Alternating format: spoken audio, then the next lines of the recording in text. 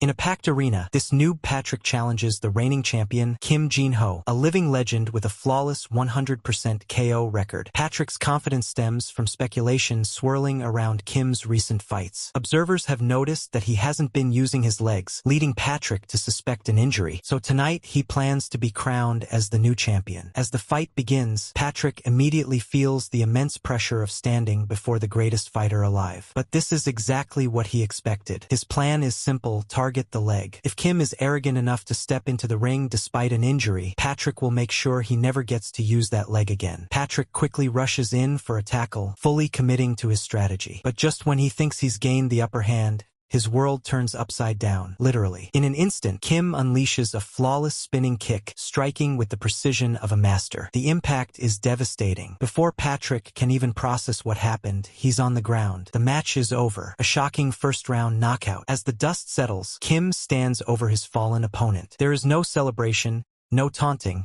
Just a simple statement: now you understand why I don't use my legs. They're just too damn powerful. After the match, Kim refuses to attend the press conference. He has no interest in the media spectacle. The only thing he wants to know is when his next fight is scheduled. Even when his coach offers him a car ride in the stormy weather, Kim declines. His house is 30 kilometers away, but instead of taking a ride, he chooses to run through the traffic, leaving his coach stunned. Back home, Kim logs onto his PC. He isn't watching highlights of his victory or reading the news. Instead, he launches Last Saber, a notoriously difficult game that even Korean players have given up on. For the past 10 years, he has played every single day without missing a session. Fighting, training, pushing himself against stronger opponents. That had once been his life's purpose. But reality had long since caught up with him. There was no one left who could truly challenge him, no one who could entertain him. In the ring, he was invincible. In the game, at least, there was still something that could push him to his limits. With a smirk, he acknowledges that he probably won't beat the game today either, but the thought doesn't discourage him. Instead, it fuels his excitement. As his in-game character, a noble warrior, stands amidst a battlefield engulfed in flames, Kim realizes that here in this virtual world, he can once again feel what he has long lost in real life: the thrill of being a challenger. His opponent is Demon Lord Izar. Kim raises his sword in-game and challenges the boss to come at him. As the battle rages on, Izar's health dwindles, inching closer to zero. This might actually be the time he finally wins. Every strike lands with precision, and the once imposing Demon Lord weakens before his eyes. But something feels off. The thrill of the fight begins to wane as Kim notices subtle yet alarming details. The boss isn't fighting back as fiercely as before. Its once deadly attacks are sluggish, predictable, even failing to dodge the simplest of strikes. The intricate attack patterns that once forced him into grueling, split-second decisions have now become shockingly straightforward. Confusion sets in. Has he improved that much? Or is something fundamentally wrong? Instead of the exhilaration of overcoming a challenge, Kim finds himself grappling with an unexpected, ironic realization. He is no longer fighting to win. He is beginning to fear victory itself. In an attempt to break the unease, he starts to cheer for his opponent, urging Demon Lord Izar to fight back. His voice carries encouragement, but his hands remain relentless, executing flawless maneuvers on the keyboard. Soon a message flashes across the screen. "Congratulations, you have defeated Demon Lord Izar." The game's logo appears, thanking him for playing Last Saber. Kim Jin-ho has conquered not only the real world, but the digital one as well. There is no one left to challenge him. Maybe now he should just try fighting a bear. Then suddenly lightning strikes, and moments later, he finds himself floating in darkness, disoriented. He notes how dizzy he feels, how unnaturally hot his body has become. Then, rain. He questions when he came outside at all. As he starts regaining awareness, a hand grabs his shoulder, calls out to him as number 218. The person confronting him insists they don't have time to waste, he has to get out immediately. Still dazed, Kim looks at the other person's prison number, which is 172, while confusedly asking who he is. All around them, dozens of prisoners sprint through the pouring rain toward an open gate. As the storm rages above, Kim catches sight of a fluttering flag bearing a black eagle-like symbol. He stares at it, trying to recall where he's seen it before. Meanwhile, Number 172 shakes him out of his daze. He urges him to wake up, yelling at him not to throw away this opportunity. He insists that this might be their final chance at escape from Carrion, a name that jolts Kim into full attention. Looking around at the towering stone walls and panicked prisoners bolting for the gates, it all starts to fall into place. This prison, it's the same one from the game. As the rain pours and thunder rumbles, Kim tries to convince himself it's all a dream, but every sensation is too vivid, too real. From the top of the prison walls, prisoners tug at heavy chains, struggling to raise the massive gate. A voice calls out, urging everyone to pull together. Another shout follows, "We're almost there." As the gate begins to creak open, Kim can feel it in his bones. This isn't a dream. He has been transported into the very game he was playing, but what baffles him even more is his role here. He's not a warrior. He's not a champion. He's a prisoner. Kim Jin-ho decides that despite how confusing everything is, his first priority is to escape. He begins running with determination, but then something makes him pause. He grabs the hand of the blonde prisoner beside him and tells her to wait. He questions the situation, asking if she doesn't find it all strange. He calls him crazy and urges him to stay focused, but Kim continues pressing his doubts. He points out that if this truly were the prison Carrion from the game, things wouldn't be unfolding so easily. The security, the lockdown, the sheer disarray, it all feels wrong. He watches as other prisoners easily overpower guards and force the gates open. Something's off. Another prisoner yells out that the reason everything is falling apart is because Warden Clark isn't there. Someone else confirms that the warden left urgently earlier that day, implying that his absence has created this perfect window for escape. It explains the weakness in the system and why now is their best chance. 172 tells Kim to snap out of it and urges him once more to run. But Kim does the opposite. He suddenly pulls him down with him, shocking him. He shouts at him, calling him a madman. Kim, however, is deep in thought. He admits that if everything they're saying is true, the situation starts to make sense. And yet, something still doesn't sit right. Then it hits him. His champion's intuition flares up, warning him urgently. And that instinct screams, "Absolutely do not cross that door." Around them, the rest of the prisoners scream with joy as the massive gate. Warden Clark makes his appearance. Armed and calm, he cuts down the attacker without hesitation. Clark stands firm in the downpour, completely unfazed. A twisted grin stretches across his face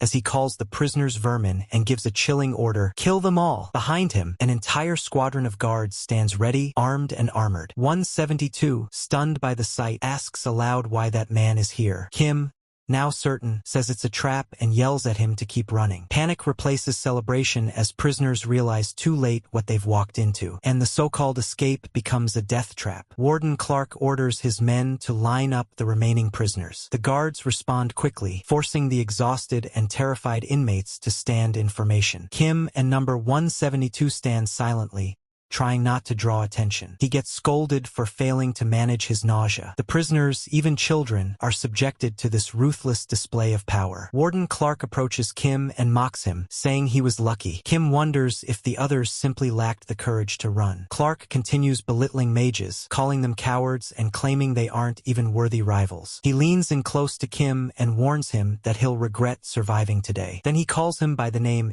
Arahan, leaving Kim stunned. Now, a week into prison life, Kim narrates his experience. The only task the prisoners are forced to do is build and rebuild stone towers, a meaningless and exhausting punishment. Through the grueling labor, Kim starts to understand the limits of his new body. It's young, around 15 years old, and extremely weak. So weak that even lifting stones leaves him breathless. At night, he secretly tries to use magic but fails every time. This is confusing to him because Arahan, the name the warden mentioned, is the greatest magic family. It makes no sense that someone from that lineage can't use magic. He wonders if that's why he was abandoned here. While he's lost in thought, a guard yells at him to move the stones again, this time to the other side. More orders follow, urging him to move faster. As synchronization with his new body reaches 78%, Kim wonders when it will be completed. Meanwhile, the harsh reality of prison life continues. During mealtime, Kim observes the poor food quality, barely edible meat and bread. Despite trying to exercise and grow stronger, the terrible food makes progress slow. During a meal, his roommate joins him, noting Kim's habit of skipping the bread. Kim offers it to him, showing a small act of kindness. While most prisoners fear Kim because of his red eyes, his cellmate is different, remaining friendly and close. A rumor surrounds the Arahan family, known as the strongest magic family, and their cursed red eyes. People believe the red eyes are the result of killing too many people, and anyone who meets them will die. This fear has isolated Kim from the others. As Kim reflects, he realizes he and his roommate may have been friends before his possession. However, he's still puzzled by his inability to use magic despite being an Arahan. His cellmate warns him to be careful. Other prisoners are angry at him for working too hard, increasing their workload. Kim now understands why everyone glares at him with such hostility. Kim is warned by his cellmate to watch out for prisoner number 589, the feared boss of the prisoners, known for murder and his brutal past in the fighting arena. Kim realizes the conflict is about to escalate. 589 confronts Kim, blaming him for their increased workload. Calmly, Kim responds, "What if I am?" and provocatively adds that he'll handle it as exercise. As tension peaks, a powerful punch is thrown. Kim counters with a strong blow to the prisoner's face, catching everyone off guard, including the prisoners backing up their boss, number 589. But as Kim takes a defensive stance, he quickly realizes something troubling. The punch he delivered had no real impact. Number 589 grabs Kim by the neck and lifts him off the ground with one hand. Kim thinks to himself, just how weak is this body? 589 throws Kim across the room with monstrous strength, slamming him hard into the floor. The power difference is overwhelming. Kim may have the skills and instincts of a champion, but he's trapped in a fragile 15-year-old's body, one that can't keep up with his will. Kim is slumped against the wall, but the synchronization process that had been mentioned earlier finally completes. A new wave of energy courses through Kim's body. With this new strength, Kim rises, his demeanor now confident and fearless. He is ready for round 2. The boss scoffs at Kim's confidence, laughing and questioning what makes him so sure of himself even after being abandoned by his powerful family. Kim taunts his opponent, asking if he's going to attack. Number 589 charges, launching a furious series of blows, but Kim easily dodges and counters. Despite the earlier hit that left Kim on the ground, he unleashes a powerful kick that sends number 589 flying. Kim mutters that this is exactly why he didn't want to use his legs. It's too overwhelming. The other prisoners, enraged by the defeat of their leader, rally together to attack Kim, shouting threats. However, Kim doesn't flinch. As he casually approaches the unconscious body of number 589, the prisoners suddenly hesitate. A single stomp from Kim sends a strong signal, and when he turns and glares at them, they freeze in place. After overpowering the gang leader in front of the other inmates, Kim takes control of the situation by threatening to permanently disable the gang leader if the others come any closer. He demands they call a guard, intimidating the rest of the prisoners into backing off. One of them nervously agrees to fetch the guards. Kim's boldness leaves the gang stunned, but he coolly retorts that he's the one in charge now. Later, his blonde roommate, amazed by Kim's dominance, asks where he learned to fight like that. Kim brushes it off, and his friend notices something odd. Kim seems taller than before. Kim realizes that the synchronization between his real-life stats and the in-game body has finally completed, which explains his physical change. However, he notes that even though his strength is higher now, it still feels like a child's compared to his real self. Suddenly, a real stat window appears in front of Kim. It reveals his identity as Zed Arahan,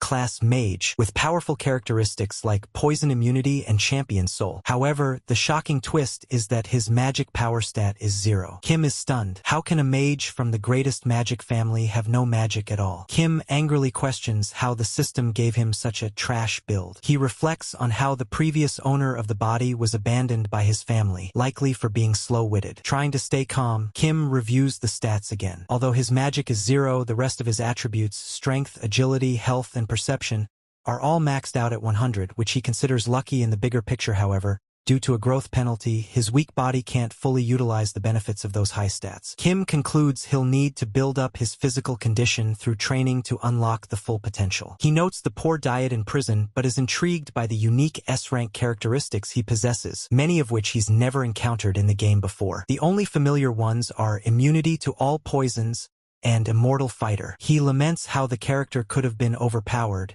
if not for the 0 magic power. Still, he's determined to figure things out gradually and believes the magic issue isn't unsolvable. Just then, the prison announces for certain inmates to step outside, as the guards call out inmate numbers 114, 456, 891, and 2918, number 172 size, muttering that it's happening again. Curious, Kim asks who those people are. 172 explains that they're death row inmates, heading out for their final meal, a privilege granted before execution. This sparks an idea in Kim, prompting him to ask 172 for his real name. 172 admits they wouldn't know each other's names since they're always called by numbers, and introduces himself as Lu, a street kid with no family name. Z responds with his full name, Zed Arahan. So from now on I will call him Z as in Dragon Ball Z. Z then asks Lu if he wants to escape the prison, to which Lu says without hesitation that he has his own reasons. When Z inquires if Lu has a plan, Lu explains that the only exit is through the main gate and the key is in the possession of the warden. Z proposes that they steal the key, but Lu thinks the idea is insane.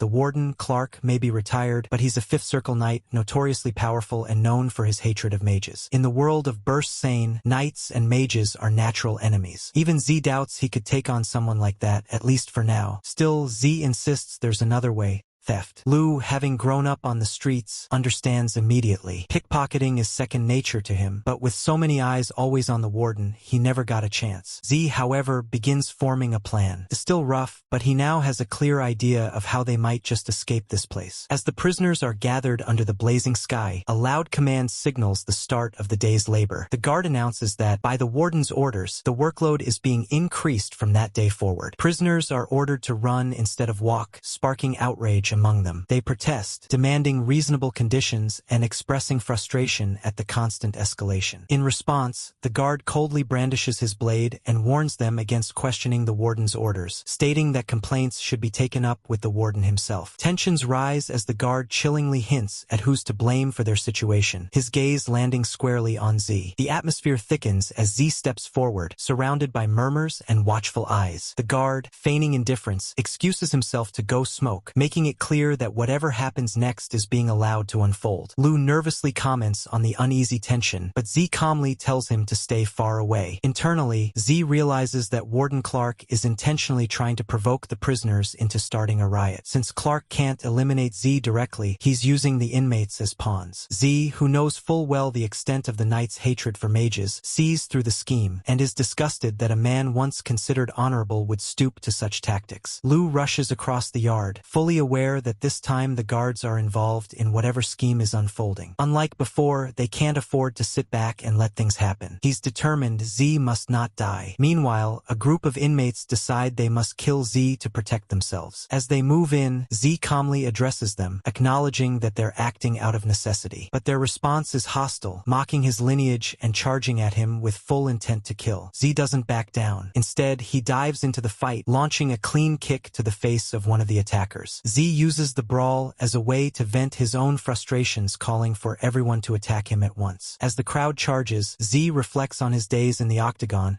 having fantasized about a moment like this, facing multiple opponents simultaneously. Now, that fantasy has become his brutal reality, and he's ready for it. Z unleashes his full power in the brawl, completely immersed in the thrill of combat. He shouts that this is exactly the feeling he's been craving. Z charges through the crowd of inmates, landing devastating blows one after another, clearly outmatching them in strength and technique. Meanwhile, Lu watches in awe, barely believing what he's seeing as Z dominates the battlefield. Just then, a larger inmate approaches Lu from behind. Back in the fight, Z delivers a crushing kick, sending another opponent flying, as the other prisoners panic and urge one another to keep attacking all at once. But Z is unfazed, he's exhilarated. He enjoys the adrenaline rush of dodging incoming attacks and the satisfaction of landing powerful counterstrikes. This is why he got addicted to fighting in the first place. With a crazed expression, he demands even more. Suddenly, a large foot slams down, and a new presence calls out to him. Another powerful inmate, 245, enters the scene, holding Lu hostage. He mocks Z and tells him to value his friends more, threatening Lu's life. Z's expression turns cold and deadly. As 245 taunts him, calling him trash, Z warns that they just made a very big mistake. Z calls the enemy trash and prepares to face off. Lu,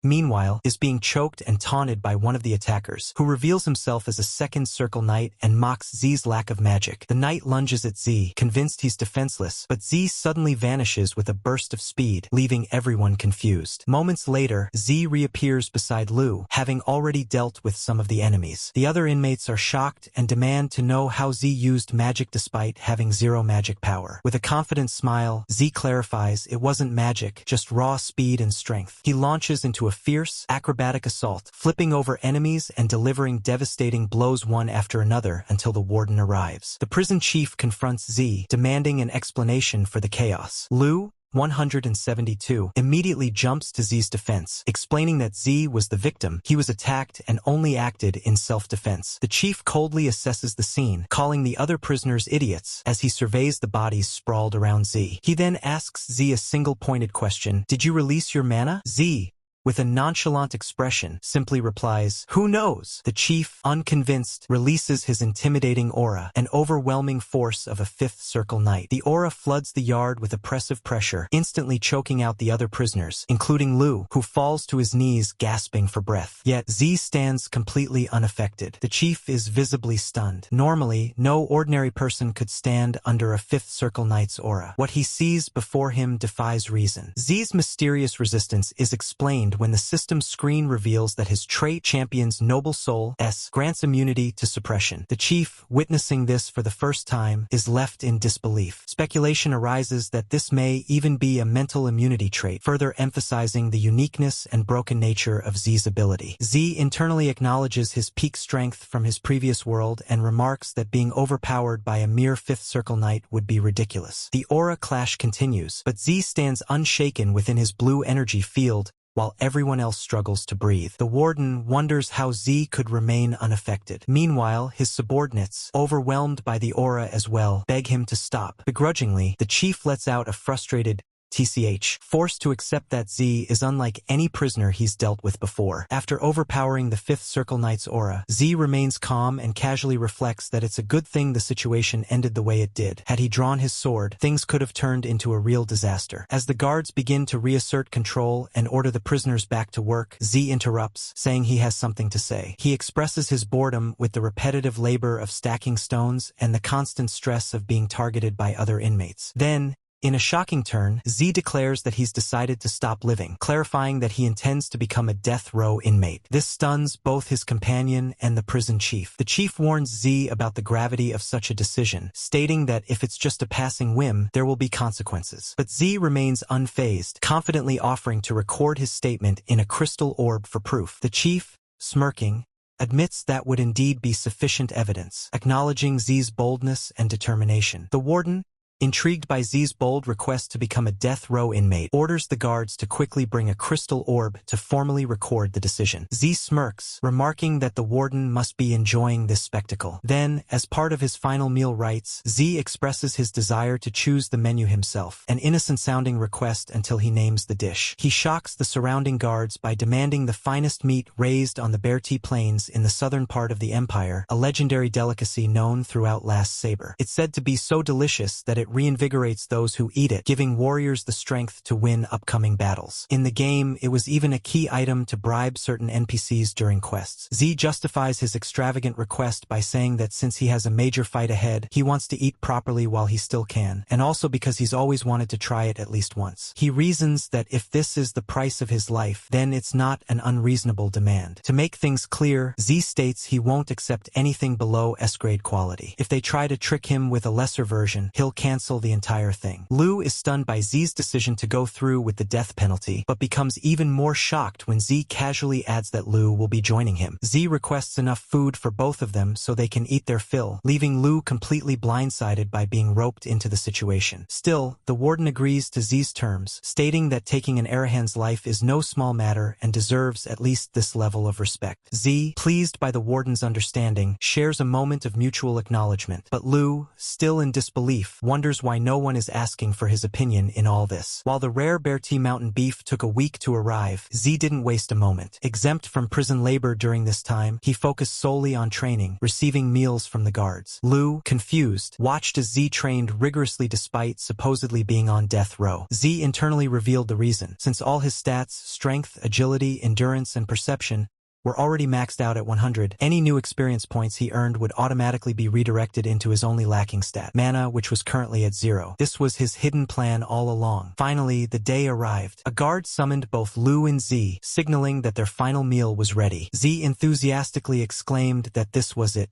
his final moment. The luxurious meal, filled with the finest cuts of Bertie beef, was served in all its mouth-watering glory. Lou, overwhelmed by the taste, said she had never eaten anything this good before, to which Z smugly reminded her that it was all thanks to him. But it wasn't just delicious, it was powerful. The effects were immediate and potent, lifting several of Z's experience penalties and flooding him with previously blocked experience points. While Lou happily ate, Z, now with a glint of determination in his red eyes, mentally checked off his first objective and prepared for the next step. Meanwhile, the warden received word that the feast had begun. Calmly seated in his office, he ordered that no one be allowed to disturb them, showing just how seriously he was taking Z's impending confrontation. As the feast begins, the warden sits in quiet contemplation, recalling the day Z resisted his aura. Something about that moment still lingers in his mind. Z didn't appear to be straining under pressure. In fact, he looked completely unfazed, as though the oppressive aura of a fifth circle knight had no effect on him whatsoever. This bothers the warden deeply. Even though he's retired, he knows full well the kind of power he still holds. There should be no way a young mage, especially one who supposedly can't use mana, could endure his aura so casually. He becomes determined to confirm the truth behind what happened that day, believing something was clearly off and vowing to return the humiliation he felt tenfold. Back in the dining area, Z and Leo have just finished their extravagant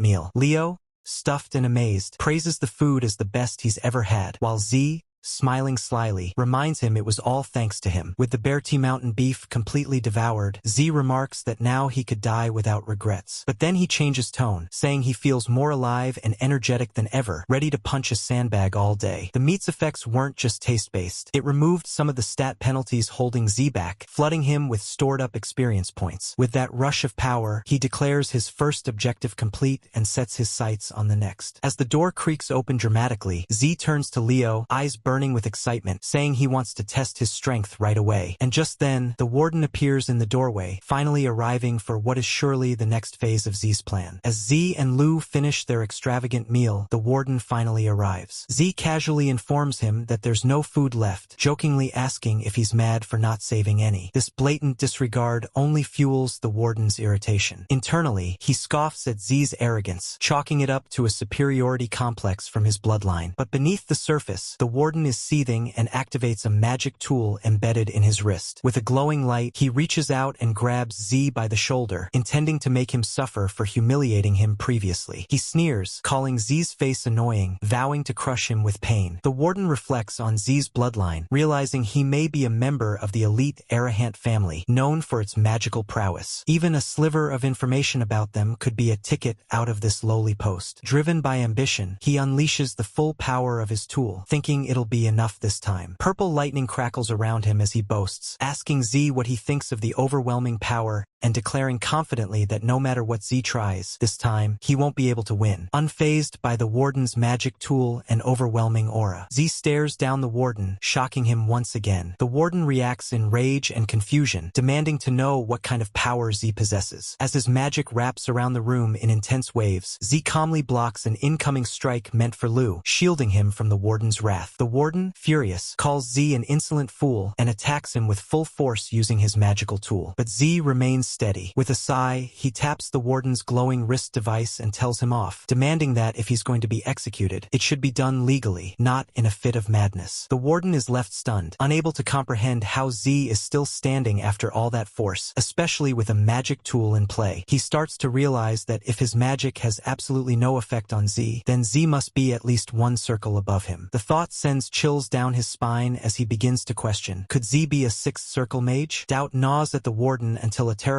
thought takes root. Could this be the power of the Arahan bloodline? The realization hits hard. The warden spent his entire life reaching the fifth circle, and yet he can't even force this young prisoner to kneel. Humiliated, the warden shuts down his magic tool. Z, still composed and standing tall, sarcastically asks if he's done digging his own grave. The warden, silent and shaken, finally regains some composure and declares that the execution will proceed the next morning. He coldly reminds Z that even the great Arahan family is not above the Emperor's law and wishes him a grim final night. Later, in his office, the warden reflects on the strange day as he scribbles in his journal. Though he couldn't gather much, he believes the intel he's recorded about Z might prove useful to other knights. He still doesn't understand how Z could resist him so completely, but he suspects there's more to the Arahan family than the world knows. Exhausted from fully unleashing his mana and even using a magic tool, the warden pushes through the fatigue to document the day's events. Meanwhile, back in the prison cell, Leo wakes up, groggy and nauseous from the aftermath of the magical attack. Z checks on him, complimenting his dexterity. Leo, still smiling despite feeling ill, proudly reveals that he managed to steal the keys during the chaos and asks Z how he did. Z acknowledges his effort,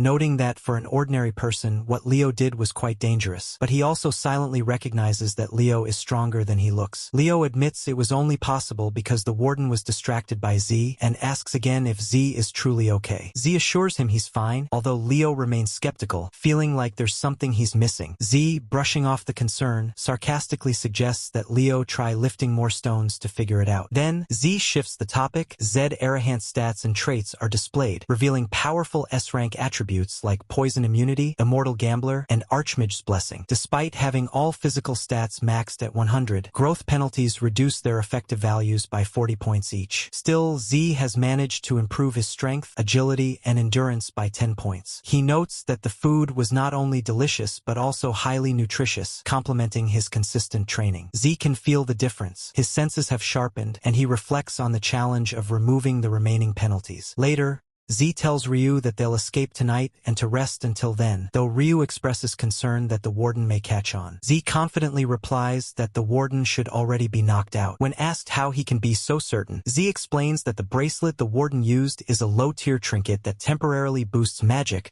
but causes severe fatigue afterward. As expected, the warden is shown collapsed in his office. Z smirks, realizing that, with the bracelet's side effects and the key the warden had brought, his plan just became significantly easier to execute. As night falls, Z decides it's time to act and begins his escape with Ryu. Although Ryu expresses fear and hesitation, he insists on staying close to Z, whom he sees as his lifeline. When they reach a locked room with no key, Z effortlessly kicks the door open, stunning Ryu with his immense strength and causing him to question whether Z is truly just a mage. Their noise attracts the attention of patrolling guards, who quickly spot them and demand answers. Z, unfazed, responds with a calm retort, further shocking Ryu with his composure. The guards raise the alarm, shouting that the prisoners are escaping and to alert the warden immediately. Z and Ryu take off running through the prison corridors, dodging detection. As they sprint ahead, Ryu shouts a warning about something up ahead, the front gate already sealed and heavily guarded by prison soldiers. Determined to get them through, Z instructs Ryu to keep running no matter what happens. Despite his fear, Ryu agrees, trusting Z completely. Z charges ahead into the soldiers, skillfully dodging attacks and unleashing powerful strikes. His enhanced senses and strength allow him to overwhelm the guards with ease. Z continues his assault, taking out several guards with swift, precise strikes. His strength and combat skills shock Ryu, who watches in disbelief. Meanwhile, the warden silently observes the fallen guards and the breached gate, realizing that Z, inmate 218, has successfully escaped. Enraged by the failure, the warden commands the entire facility to find Z immediately. Z and Ryu make it to a small village called Mata, which is close to the detention center. Hiding inside barrels to avoid detection, they confirm they've successfully shaken off their pursuers. When asked about their location, Z explains that this is the only nearby village and they'll have to blend in to avoid getting caught, as other cities are too far away. Ryu rummages through some discarded belongings and finds rags for disguises, suggesting they dress as beggars to avoid suspicion. Z agrees, emphasizing the abundance of beggars in the area, making the disguise practical. Ryu volunteers to gather supplies and confidently brushes off the need for money, much to Z's surprise. Z notes how Ryu has a very different way of thinking, but trusts him enough to let him go. Before leaving, Ryu reassures Z that he's his lifeline, a comment that lingers with Z. An hour later, Ryu returns, revealing he acquired colored contact lenses. He explains that red eyes, a symbol of the Arahant bloodline, could attract dangerous attention, especially in the southern territory of the Bahal family, where blue lenses are more common and stylish. Now disguised and with Z's appearance altered, the two are better equipped to blend in and continue hiding. Z reflects on the Bahal family, recognizing it as deeply familiar to him, since in the game he used to play, his main character was Torres Bahal. He recalls how the Arahant clan represents mages while the Bahal family is tied to swordsmen, and how these two bloodlines are essentially polar opposites in worldview and even eye color. killer. As the two fugitives, Z and Ryu, settle into a makeshift shelter in the woods, Z finds himself questioning the surreal turn of his life, from waking up in a game as a prisoner to hiding in a stable for rest. Despite his growing awareness of the danger surrounding him, especially from being targeted by Clark, he notes how Ryu clings to him like a lifeline. Although Z still doesn't know much about Ryu beyond him being a pickpocket, he chooses to keep him close for now out of necessity. Meanwhile, Ryu also lies awake, wondering whether Z is someone he can truly trust. The next morning, as sunlight spills into their modest hideout, Z realizes just how rough their sleeping conditions really were. Ryu yawns and teases Z about how uncomfortable the place must be for a noble like him. Z responds sarcastically, saying no one would like a place like that. Still, he acknowledges the need to compromise in their situation. Realizing they need to eat, Z declares he must find a way to earn money. Ryu questions how they'll manage that while avoiding the guards, and even jokingly suggests Z try pickpocketing. Z brushes that idea off and instead tells Ryu to find a specific place, the arena. The scene shifts to an underground arena, filled with fiery torches and a roaring crowd watching two brawlers locked in an intense fight. Z and Ryu arrive, blending into the wild audience. Ryu, unsure, asks Z if this is really where they should be, to which Z confidently affirms. As the brutal match continues, Z watches with calm, quiet intent, clearly with a goal in mind for being there. The brutal underground fight continues as a powerful fighter lands a devastating blow, stunning the crowd with his sheer strength. Spectators shout in excitement, betting on the match and urging the fighters to take each other down without mercy. Z watches closely, having originally dismissed the arena as a place for low-level brawls, but he quickly reassesses after witnessing the skill on display. Beside him, Lu grows increasingly anxious, urging Z to leave, sensing how dangerous the environment truly is. The tension spikes as one fighter takes down his opponent, prompting Lu to react in shock. He realizes that in this place, taking a life means nothing, and notes that Ika's, the reigning fighter, is even more formidable than the carry-on prisoners they once feared. Observing Ika's strength, Lu tells Z there's no way to beat him with grappling alone. As the match ends, the crowd gasps, and Z makes his move, stepping forward and stopping the killer mid-beatdown. "That's enough," he says calmly, drawing a stark contrast between himself and the bloodthirsty crowd, signaling that he's not there to play by their rules. Z, still disguised as a beggar, shocks Lu and the crowd by suddenly stepping up into the arena after the previous brutal match ends. Lu panics, questioning Z's sanity for climbing into the ring and confronting the referee, accusing him of letting the brutality continue unchecked. Z then directly challenges the previous victor, prompting the man to demand his identity. With calm confidence, Z responds that he's just a nameless street rat, a no one, instantly causing confusion and disbelief among the spectators. The crowd, angry at the interruption, heckles him for ruining the match and demand their money back. Undeterred, the bloodied fighter offers to take responsibility by continuing the match and asks for confirmation that all he needs to do is fight. Z, smirking, promises to put on a good show. Lu, horrified and yelling his name, tries to warn him. He frantically explains that the man Z is about to fight is the strongest in the arena and it's suicide to challenge him. Despite Lu's desperate pleading for Z to pick someone else, Z looks determined, ready to face the impossible. Z tells Lu to shut up and bet everything on him, exuding total confidence as Lu panics, urging him to get down before it's too late. Z ignores his concern, casually calling out to Lu and telling him that after this, they'll go eat steak and stuff themselves. Lu begs him not to jinx it. The match officially starts. Ika's, Z's opponent, steps forward confidently while the crowd chants his name. However, his expression changes as he studies Z. Despite Z's young appearance, Ika's notices his calm, controlled breathing and focused stance, which are nothing like the other fighters. There's no wasted movement. Z's presence is composed yet intimidating. Ika starts to feel unease, questioning why he, a seasoned and brutal fighter, would feel anxious against someone who appears to be just a street beggar. Frustrated by this unsettling feeling, he charges at Z with a furious roar, trying to silence the discomfort by overpowering him through sheer force. Z deals a clean, devastating blow to Ika's, stunning the crowd and shocking Ika's himself, who begins bleeding and faltering. Z then coolly explains proper punching form and technique, essentially giving a lesson mid-fight. He emphasizes precision, speed, and power, demonstrating each concept flawlessly as he lands more hits. Lu, watching from the crowd, is in disbelief, praying desperately for Z's safety. Meanwhile, The spectators are stunned, wondering if Ikaz is holding back, unable to believe what they're witnessing. But it becomes clear Z is dominating. His form, calm breathing, and intimidating stance have flipped the entire atmosphere. Even Ikaz, a seasoned arena fighter, feels uneasy and questions his own confidence. Lu's shock turns into awe as he starts to believe the impossible. Z might actually win. Ikaz's questions show he could be losing to someone he views as just a kid. Z slams Ikaz down with a devastating final blow, leaving the champion unconscious on the ground. Z turns to the stunned referee and calls him out, questioning the lack of rules. The ref, flustered, declares the match over. Z is announced the winner. After his swift and decisive victory, Z raises his hand in calm confidence, internally noting that the fight ended before he even got warmed up and wondering if he should have held back a bit more. Later, Z vents his frustration at the meager payout, despite the odds having been 62-1. He accuses the payout handler of trying to scam him because of his young appearance. The man nervously denies it, claiming he gave the correct amount. Lu also expresses doubt, saying there's no way the payout should be this low. Suspicious,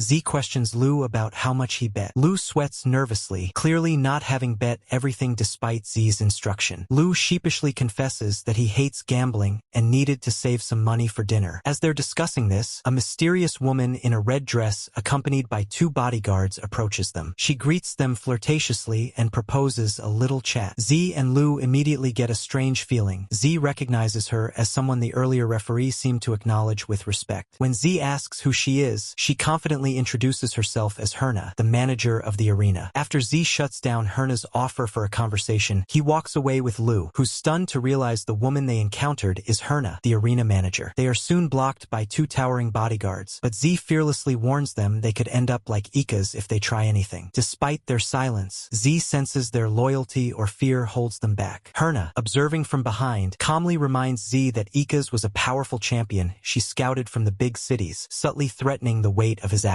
Still intrigued, she lets them go for now, hinting at a future meeting and expressing her fascination with strong people. Later, at a tavern, Lu cautions Z, emphasizing that Herna isn't just a manager, she's the real power behind the city. Z casually calls her a greedy old fox, which Lu confirms is actually her well-known nickname. Reflecting on their encounter, Z becomes more serious, realizing Herna likely approached him with an agenda, planning to use his strength for her own ends. In Z's past life, back when he first entered the world of combat sports, he recalls the moment he started gaining recognition.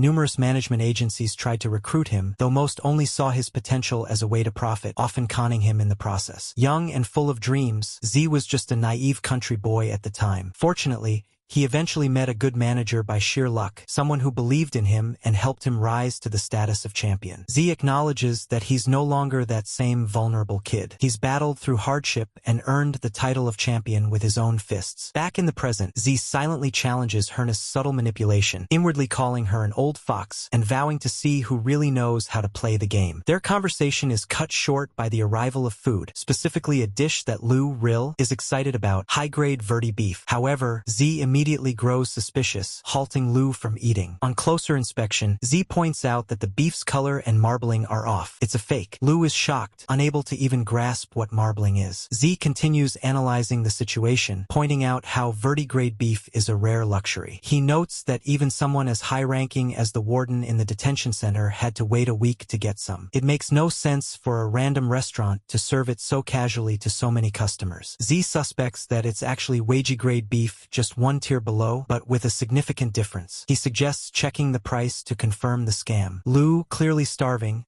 tries to justify the situation by saying it probably doesn't matter if the meat is wagey grade or verdigrade, since it would all taste the same once eaten. He's too hungry to care about the difference. But Z isn't letting it slide. He stands up and tells Lu that charging for verdigrade beef while serving fake meat is outright fraud. He reminds Lu that they're broke and insists that as customers, they have every right to call out the scam. As they're discussing, a server interrupts, politely but firmly asking them to eat quickly and leave, since they've only ordered 1 serving but are taking up space. Z calmly responds that this isn't what they ordered and reiterates that he specifically asked for verdigrade beef. He questions why the restaurant would try to serve fake meat instead of just bringing the real thing and mentally notes the absurdity of not only being served a fake but also being rushed out. The waiter, getting defensive, challenges Z by asking if he even knows where he is and suggests that such talk might work in the streets but not here. Z cuts him off and instructs him to go get the owner, which prompts the waiter to mutter about Z's fearlessness. Z, pushing the matter further, sarcastically asks if that means he should just say whatever he wants. Around them, the restaurant's customers begin to murmur, wondering if a fight is breaking out. Frustrated, the waiter gives in and tells Z to shut up and come with him. They're led into a back room where the waiter announces to someone that he's brought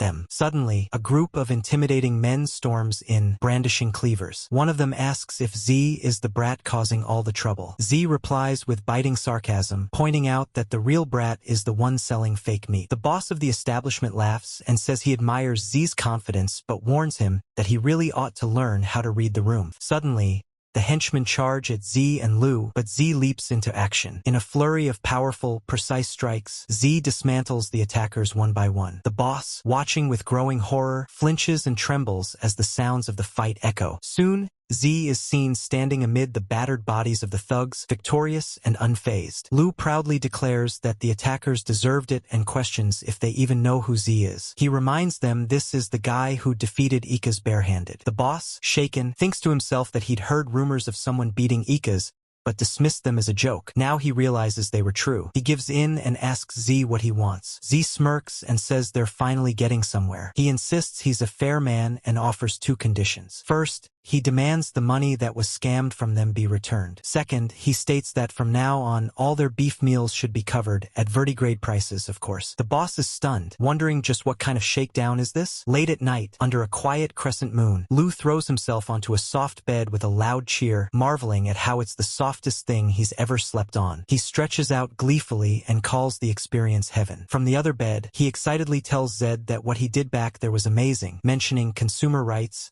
and jokingly implying Zed must have noble blood. Zed, settling into bed, explains that if bad rumors spread, the restaurant could be done for. He says that without leverage, negotiation becomes a nightmare for the other side. This thought triggers Lu to burst into laughter, remembering how red the restaurant owner's face got. He thanks Zed and says they're now living like royalty. Zed, tired, tells him to get some sleep. After the lights are off, Lu lies in bed for a while, eyes wide open. He quietly says Zed's name and sits up, trying to see if he's awake. When he gets no response, he softly whispers again, asking if Zed is awake, then quietly puts on his scarf and sneaks out of the room. Zed, though still in bed, is clearly awake, his eyes open slightly, watching Lu leave in silence. A few days later, Leo groans about how hungry he is and asks when dinner will be ready. Noticing Z still training, he comments in disbelief that Z never seems to stop, not even for a second. He finds it especially strange, since mages usually hate sweating more than death itself. Curious, he wonders aloud if Z is working out so hard because he has no mana. Z admits that it's something like that. Leo presses him, asking what's wrong. Z explains that no matter what he does, nothing changes. He checks his status window multiple times a day, but the results remain the same. It's frustrating to the point he's started wondering if he's cursed. He reflects that the reason it's so hard is probably because going from 0 to 1 is like trying to create something out of nothing. Once he crosses that threshold, things should get easier. With a sigh, Z wishes Leo good morning, finally finished with his training and ready to eat. Leo asks what they should have today, potato salad or chicken stew, but Z suggests something heavier, something they haven't had in a while. Even Leo perks up at the idea, instantly thinking of the steakhouse. They hadn't gone back in 3 days, not because of money, but because even extortion has its limits. Besides, they had already devoured 10 servings on the first day. Z then asks how much gold they have left. Leo admits, not much. Prices in this city are ridiculous. That doesn't sit right with Z. He's played this game for 10 years. He knows the market rates. Blowing through 50 gold coins in just a few days shouldn't be possible unless someone was actively throwing money away. He begins to suspect Leo might be hiding something. Maybe it's just simple greed or some kind of gambling habit. Z doesn't think Leo intends to betray him, so for now, he decides to look the other way and let him skim a little. But he knows he can't ignore it forever. If he at least understood the reason behind it, maybe it would be easier to deal with. Back at the steakhouse, one of the guards informs the boss that Z and Leo have returned, much to the owner's shock. The steakhouse boss, a man with pride far exceeding his actual skill or status, is still reeling from the humiliation he previously suffered at the hands of a mere brat. He can't wrap his head around the fact that someone so insignificant managed to put him in such a degrading position. Trying to regain some control, the boss turns to his guard and asks if he brought what was requested. Meanwhile, Z and Leo are welcomed inside and led to a table where a lavish spread of meat awaits them. A staff member politely tells them that they've prepared a generous amount and encourages them to eat to their heart's content. Leo, impressed by the feast, wonders how much all this food must be worth. The staff member adds that if they need anything else, they shouldn't hesitate to ask. Z, however, grows suspicious. He wonders why they're suddenly being treated so well. Leo jokes that maybe it's because they changed clothes. Z finds that unlikely. He had already scanned the area when they entered, and everything seemed normal. No signs of an ambush, no irregularities with the restaurant. But still, something feels off and he can't figure out what they're really up to. As Z sits quietly observing, Leo picks up one of the dishes and teases Z about not eating yet. Smiling, he offers a piece of meat wrapped carefully, saying he made it just for Z and urges him to eat it in one bite. Z thanks him but internally decides to remain on guard, hoping that whatever plot is brewing will eventually show itself. Then, without warning, something clicks in Z's mind, an alarming realization. His eyes widen in horror as he urgently yells at Leo to spit out the food and warns him not to eat the meat. Leo starts feeling unwell, especially after hearing Z reveal that the delicious meat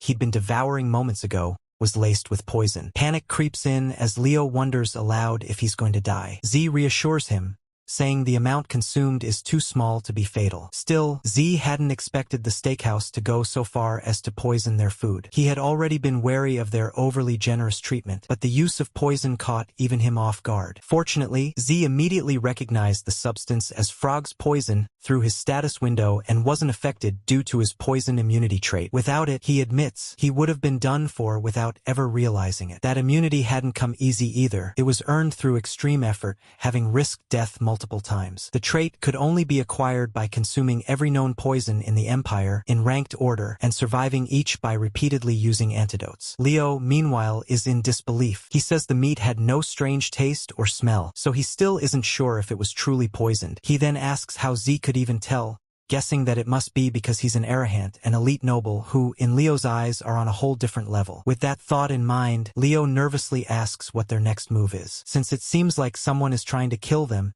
he suggests they should just run. But his body feels weak and his panic is rising. Z isn't convinced they should flee. He tells Leo that there's no reason to run. Instead, he plans to make the steakhouse pay severely. Meanwhile, we see the steakhouse owner grumbling to himself, irritated that Z and Leo didn't just eat the meat quietly when they returned. He complains about them acting high and mighty and ordering people around. Back in the dining room, Z calmly says he simply came to clear up a few misunderstandings and has some questions of his own. The owner, observing how much they've already eaten in a short time, waits smugly for the poison to take effect. He then scoffs at Z, asking what misunderstandings he's talking about, since from his perspective, Z and Leo are nothing but robbers using threats to extort money. Z points out that itself as the misunderstanding and invites the steakhouse owner to eat some meat together as a gesture of reconciliation. Leo offers the man a meat wrap, prompting surprise. The owner asks why they're giving it to him. Z responds that if he accepts it, he'll remove one of the conditions they previously demanded, emphasizing again that they're not robbers. The owner immediately refuses the offer and says he has no intention of reconciling. Z, unfazed,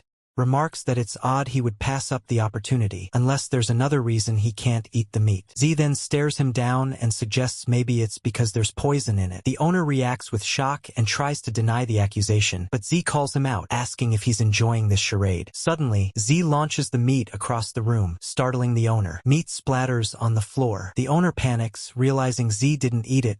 He had thrown it away. He wonders how they detected the poison, thinking it shouldn't have been possible. Z then accuses the man directly, saying he had only planned to visit occasionally considering the situation, but now he sees the man as truly despicable for poisoning the meat. The owner tries to cover up his panic and claims there's no poison, yelling that they have no proof. Z calmly replies that he does have evidence. As he opens his eyes, they glow a piercing red. He tells the stunned room, "This is the evidence." The sight of his red eyes stuns the onlookers, and the owner mutters in disbelief. He recognizes it instantly as the red eyes of Arahan. Z, in a cold and intimidating tone, demands to know how the steakhouse owner dared to deceive an Arahan, warning that such a crime warrants a death sentence. The terrified owner stumbles back, trembling, as Z calmly adds that someone like him could disappear without a trace, and no one would care. Panic overtakes the man as he internally screams that he's going to die. Dropping to his knees, the steakhouse owner cries out in apology, saying he didn't recognize such a great figure and and begs for forgiveness. He pleads for mercy, groveling at Z's feet, while inner narration reveals his inability to even question why an Arahan like Z would come to a small southern village, hide his identity, or act like a beggar. The man, completely paralyzed by fear, continues to sob, calling himself foolish and unworthy, promising to do anything if forgiven. As Z watches the grown man break down like a child, he reflects on how overwhelming the authority of an Arahan truly is, and thinks to himself that he should use that kind of intimidation more often. When Z confirms that the man will do anything, he says he'll show mercy just this once due to the owner's sincerity. The man thanks him profusely, saying he'll never forget this kindness. Z lays down his conditions. First, the man must never reveal his identity to anyone. The owner agrees instantly, saying he won't utter a word, not even in the afterlife. Second, Z demands half of the man's wealth and says he'll pretend none of this ever happened. The owner, visibly relieved, agrees immediately and rushes off to fetch the money, thinking he has to move fast before Z changes his mind. As he leaves, Z and Leo exchange a look. Z remarks that the man didn't even dare to speak, a fitting reaction to the presence of an Arahan. Leo then suggests they leave the city as soon as they get the money, and Z agrees. But just as they begin to relax, a familiar voice interrupts them, asking where they're headed in such a hurry. Z and Leo turn, surprised, to find Herna approaching with a knowing smirk. Z and Lu are surprised when Herna reappears, strutting confidently into the room with her usual dramatic flair. Z recognizes her instantly and says her name, catching the attention of the flamboyant woman. Herna greets them playfully, teasing that they meet again, then adds that Z turned out to be quite the impressive figure after all. Z quietly wonders if she somehow knows that he's an Arahan, briefly suspecting that Jank might have exposed him, but he quickly dismisses the idea, thinking the man had been far too terrified to say anything. As Z considers the possibility that Herna might have found out about him from another source, he starts to think it might be time to relocate in case his secret spreads. If people found out he was just an empty shell of an Arahan, not only would his reputation take a hit, but he might also lose the money he had earned from Jank. Herna then requests to speak privately, and Z agrees. Once seated, Z directly asks why she's here and if she has business with him. Herna responds that he's misunderstood. She isn't here only for him, but rather to meet her client. That immediately catches Lu off guard, and he questions her, realizing she must be talking about him. Lu admits to Z that he hired Herna for something and wasn't trying to hide it. Herna explains that she looked into Lu's request but would need more money to continue. Lu becomes flustered and accuses her of going against their original agreement, pointing out how much money he's already given her. Herna coldly replies that what he paid so far wasn't even enough for her meals, and says finding Lu's missing brother, who might not even be alive, is no easy task. Shocked and betrayed, Lu asks how she could do this, revealing that this job was his last hope. Z watches the exchange and says he now understands the situation. He then suggests they come to an agreement. Since Herna said she had business with him too, he proposes they tie both matters together.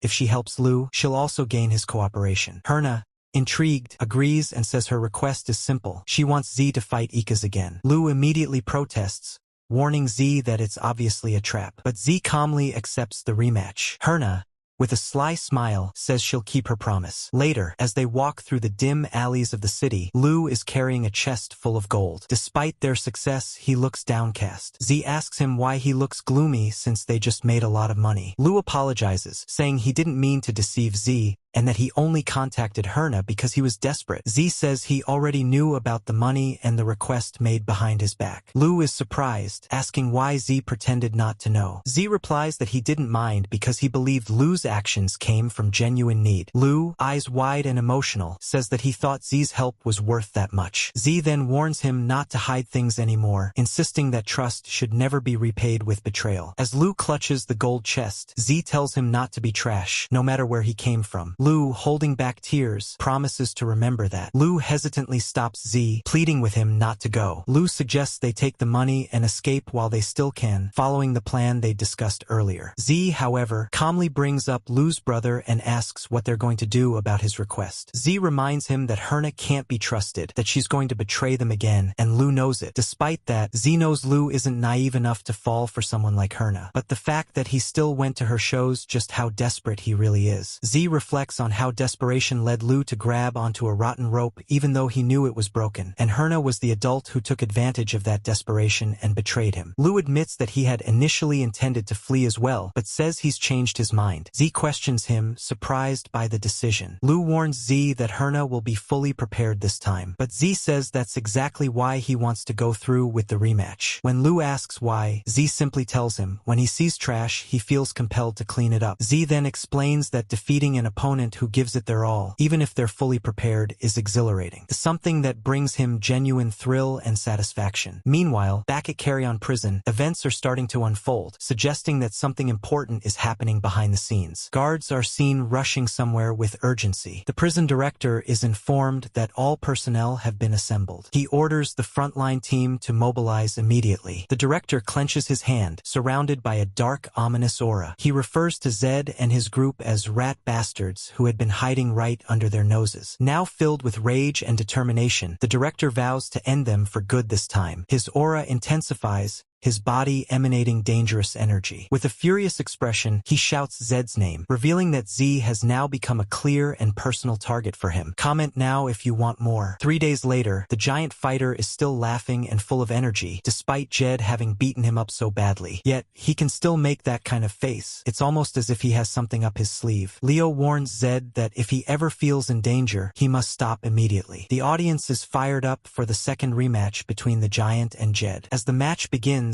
everyone wonders what Isaac is planning. Leo quickly realizes that Isaac is copying Jed's technique. The giant showed up because of what Herna told him, an Arahan without mana. That shouldn't even be possible. But if that's true, Isaac thinks he has a real chance to win. From his point of view, it also seems true that Jed was abandoned at the camp. As Isaac charges forward to attack, he wants to confirm it for himself. Just like he learned, he throws a punch straight from the chest to his opponent's face. He keeps trying to hit Jed, thinking it'll surprise him, not just because he can do it too, but to prove that others can pull it off as well. After practicing, he found the technique quite useful. Jed admits he's a little surprised, but when he spots a clean opening, he strikes back. That's when Isaac finally realizes the truth. Jed really is a knockoff Arahan without mana. The audience assumes Isaac's tactics have improved, which isn't surprising since he's known as the strongest in the arena. However, Jed is still focused on that ogre's belt, an item that offsets 90% of physical damage. For someone like Zed, whose mana stat is 0, it's actually a terrible item. That's why Isaac seems so confident. Leo grows increasingly worried, wondering why Jed's attack had no effect. He suspects that woman, Herna, must have done something to interfere, making this match dangerous. But Jed simply asks Leo to calm down and watch quietly. The way Jed smiles catches Leo off guard. As the next round begins, Isaac taunts Jed, asking if he's ready to give up. Jed replies instantly with a firm no. Jed admits that Isaac did catch him off guard, but honestly,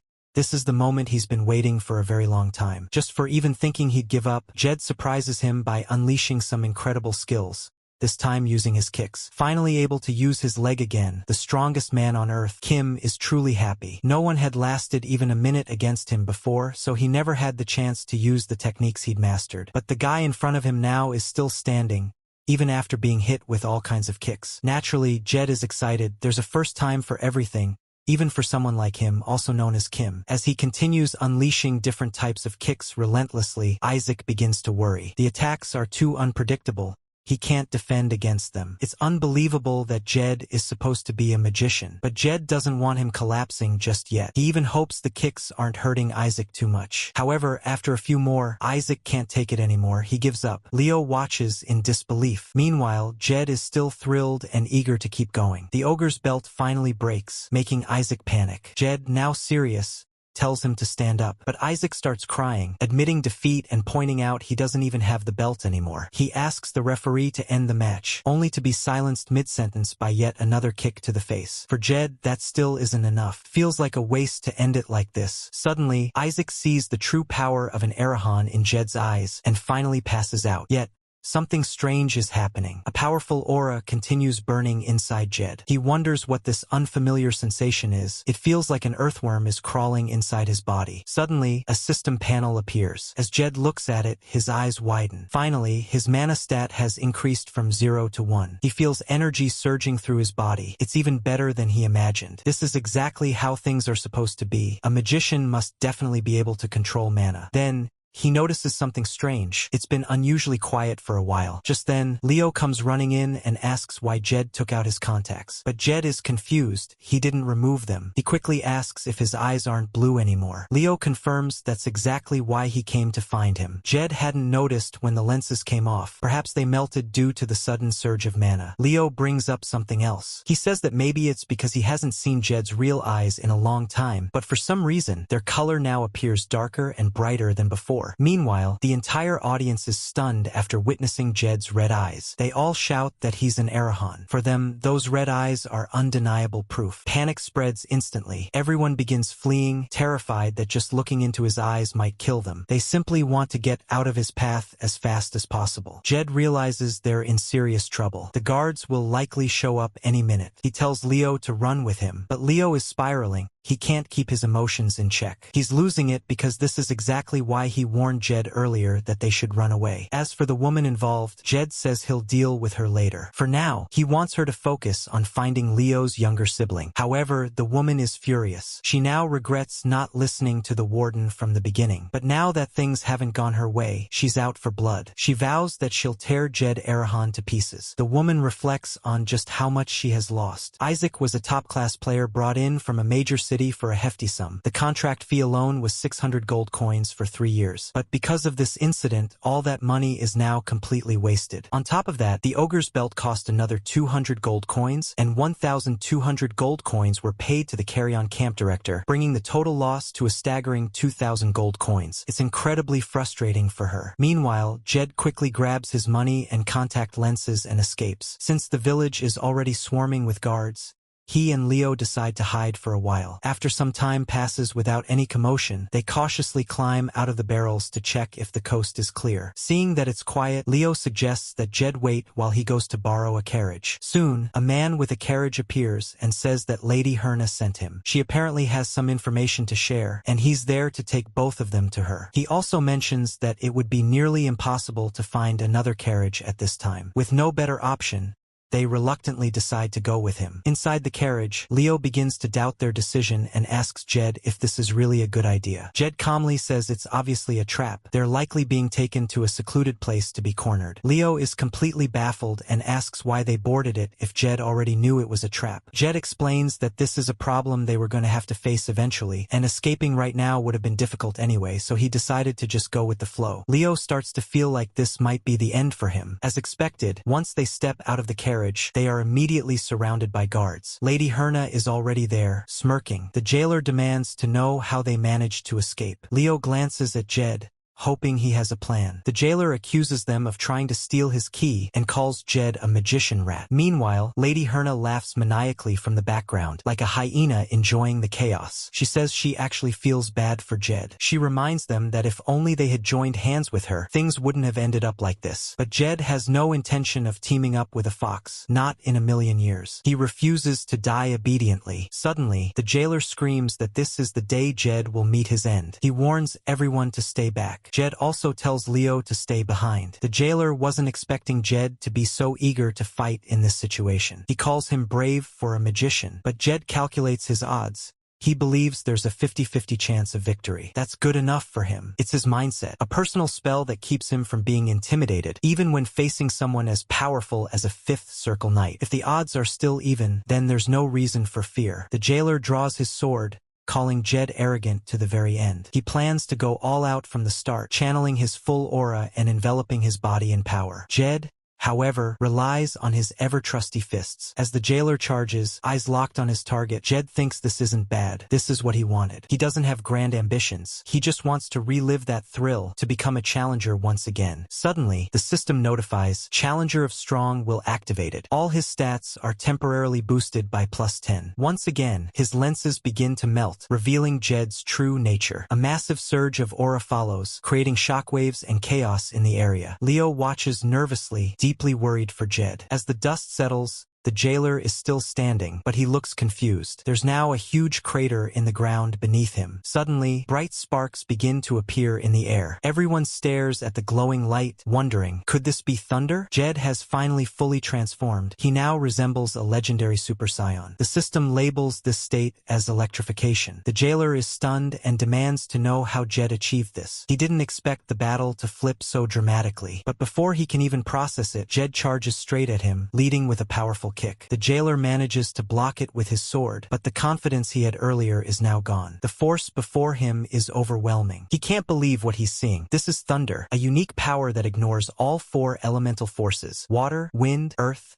and fire. It's the power every magician dreams of, the one even the legendary first head of the Arahan family failed to master. So how could someone like Jed, who was believed to be a talentless fool, awaken such a force? The other guards are equally stunned, their faces filled with fear. Even Lady Anna is overcome with frustration. This endless chain of losses seems to have no end for her. No one moves. Everyone is frozen in awe. Leo watches in amazement and wonders if this is truly the power of the Arahan bloodline. Then the battle picks up again. The jailer snarls that people who rely on their bloodline and throw their weight around like Jed is doing now are the type he despises most. So even if it's futile, he decides to fight back. He sends a slashing beam toward Jed, but Jed, now incredibly fast, dodges it with ease again and again. The jailer then tries a more creative beam attack, claiming that Jed won't be able to avoid this one. But Jed doesn't even need to dodge. He activates his electric shield, neutralizing the attack completely. In a flash, Jed knocks the jailer's sword away and delivers a thunderous electric punch straight to his gut. The jailer's body convulses from the shock. Jed takes satisfaction in hearing the agonized screams of the once arrogant monster. The entire area is engulfed in a storm of aura and electricity clashing violently. No matter how much aura the jailer unleashes,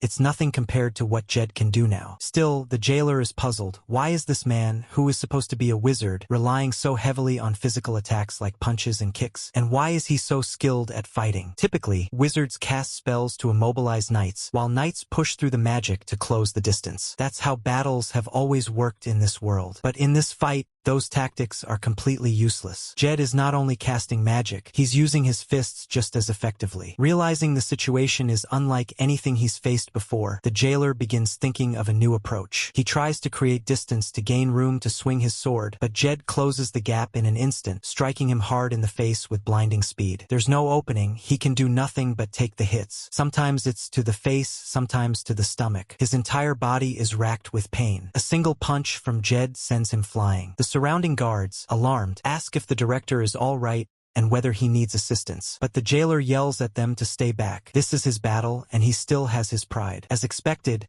he admits that the Arahan bloodline is truly incredible. He accepts defeat and braces himself for the end. Jed then offers to tell him the reason he lost. The jailer, however, isn't interested. He just wants it to be over. Still, Jed says it anyway. The only reason the jailer lost was because Jed trained harder and put in more effort. Hearing that, the jailer bursts into laughter. Training and effort? That's nonsense to him. In his eyes, Jed only won because he was born as an Arahan. They were simply born different, and that, he believes, is the real reason he lost. The jailer doesn't expect someone like Zed to understand the joys and sorrows of ordinary people like him. He reveals that his entire life was ruined because of people like Zed, nobles blessed with power and privilege. Zed doesn't respond immediately. He simply stands there, his body radiating with crackling lightning aura. After a brief silence, Zed admits that, at this very moment, he is actually weaker than the jailer. If the jailer had gained a bit more experience and played his cards right, Zed says he would have lost. He tells the jailer that his defeat lies not in fate or bloodline, but in himself. His sense of entitlement became his ceiling. It stopped him from growing. Zed urges him not to search for external excuses for his failure. Hearing this, the jailer chuckles. He admits that he had forgotten the true spirit of a knight and never expected to be reminded of it by a young wizard. But now he understands. Still, he says he's had enough of talking, he just wants Zed to finish it. This puts Zed in a tough spot. If he defeats someone like the jailer here, the Empire will certainly place a bounty on him. But he also can't just let him walk away. Suddenly, the system notifies that the skill electrification has been disbanded. As the electric aura dissipates, Zed wonders if this marks the end of the encounter. Just then, Anna begins screaming at the guards, furious that they're still standing around. She orders them to seize the Arahan now. As the guards close in from all directions, options, even Zed has to admit it's going to be troublesome fighting this many opponents alone. But then, something strange begins to happen. A sudden gust of wind sweeps across the area. The guards look around in confusion, wondering where this wind came from. Zed instantly recognizes it as magic. Someone nearby is casting a spell. But that doesn't make things any easier for him. In fact, it's worse because now he can't see his opponent. He realizes he'll need to figure out an escape plan quickly. Fortunately, after a while, the violent storm begins to ease up. But when Zed looks around,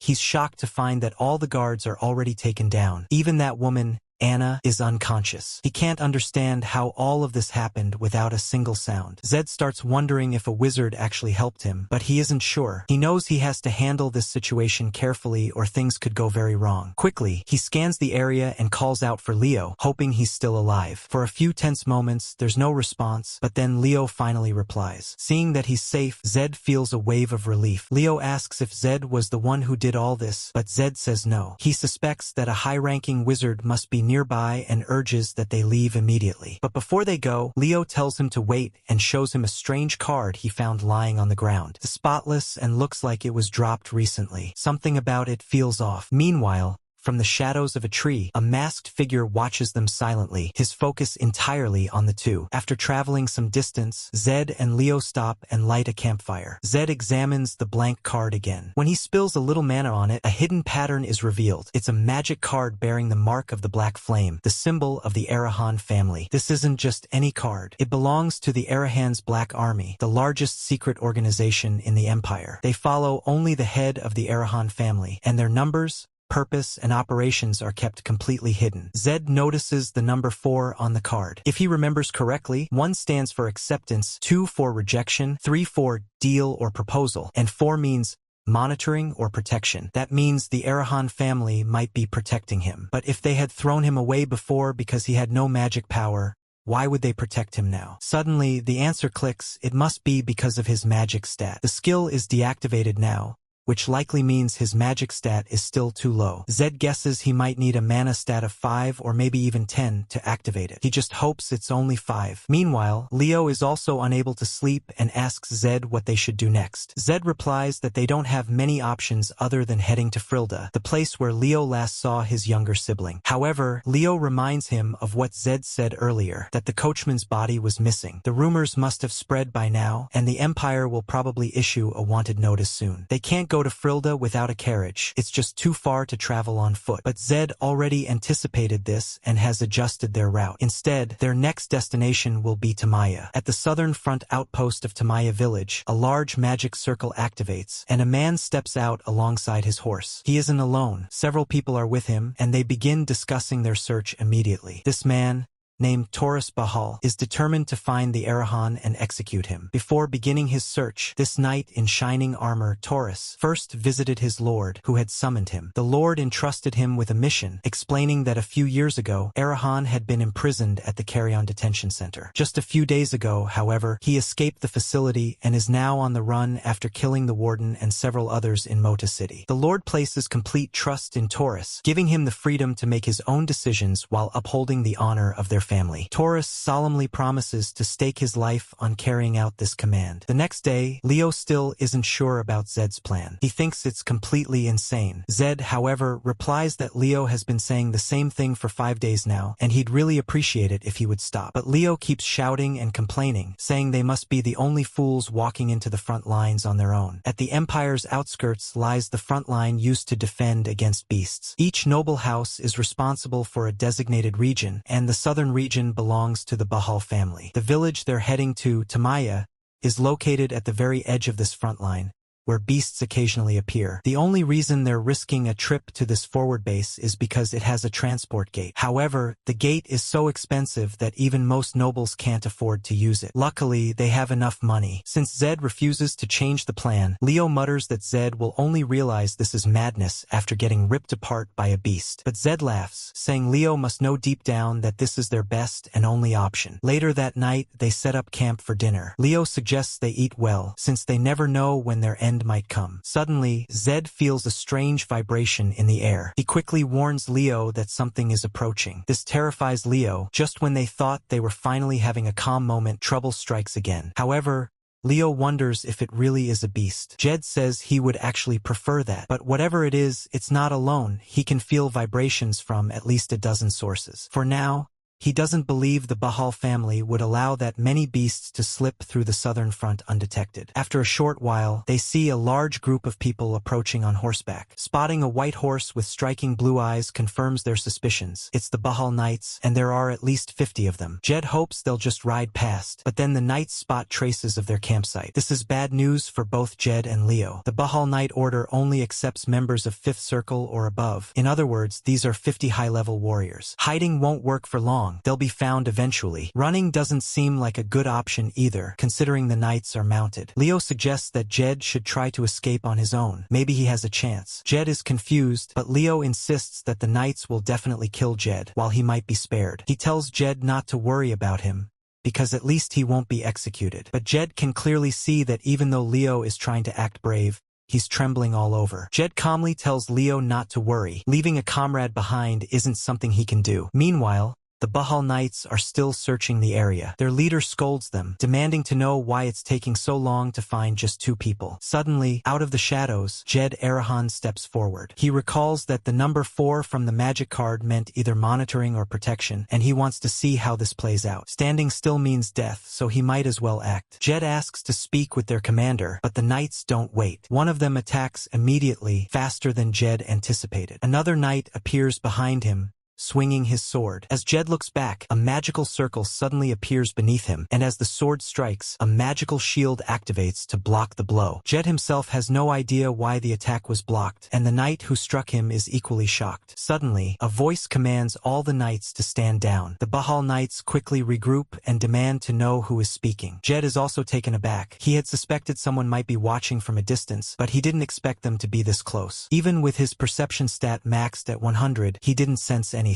That alone proves how immeasurable the power of Arahan's Black Army truly is. Once again, the mysterious voice urges the knights to retreat, assuring them that nothing will happen if they do. But Taurus Bahal, not one to back down easily, raises his sword, which now glows with blue magic, and demands to know who dares block their path. The other knights are stunned by their leader's boldness. The Black Army identifies the presence of Bahal's executor, Taurus. Even Jed feels an uncanny sense of familiarity. Taurus was the character he played the longest, the one who stood by his side until the very end. Although now isn't the time for sentiment, seeing him in person is thrilling. Jed finds himself barely restraining the urge to start fangirling. Bahal looks directly at Jed and says, "You must be Zed Arahan." But the Black Army Knight standing in front of Jed calmly tells Bahal to stand aside. If he turns back now, he promises nothing will happen. Jed now feels certain that this knight is trying to protect him, but why would the Black Army go to such lengths? Bahal begins to piece things together. These people must be the rumored secret organization of the Arahan family. Even so, he can't believe that, knowing who he is, they would dare to interfere like this. Furious, Bahal declares that Arahan has finally crossed the line. He raises his hand and announces that they will all pay for touching Bahal with their lives. But the Black Army Knights disagree. Suddenly, a massive magic circle forms beneath the Bahal Knights. They're completely taken by surprise. Jed quickly realizes that the magic circle is a type of trap. Jed realizes he can either step on the magic circle or avoid it, but the enemy predicted his exact movements and set it up in advance. That level of foresight is something he has to admire. This isn't the work of a 5th or even 6th circle mage. The precision and skill suggest that this is the work of a 7th circle mage. The Black Knight declares that if the Bahal Knights make a move, the circle will explode. The Knights freeze in place, but Taurus remains defiant. He asks whether Arahan truly seeks war with Bahal. Once again, the Black Knight calmly repeats his warning. Turn back now, because even Lord Bahal himself would want that outcome. Taurus is infuriated. He can't believe these Black Knights dare to insult the Bahal family. A powerful aura flares up around him as he prepares his sword for a strike. Jed grows uneasy. If this is still the early stage of the game,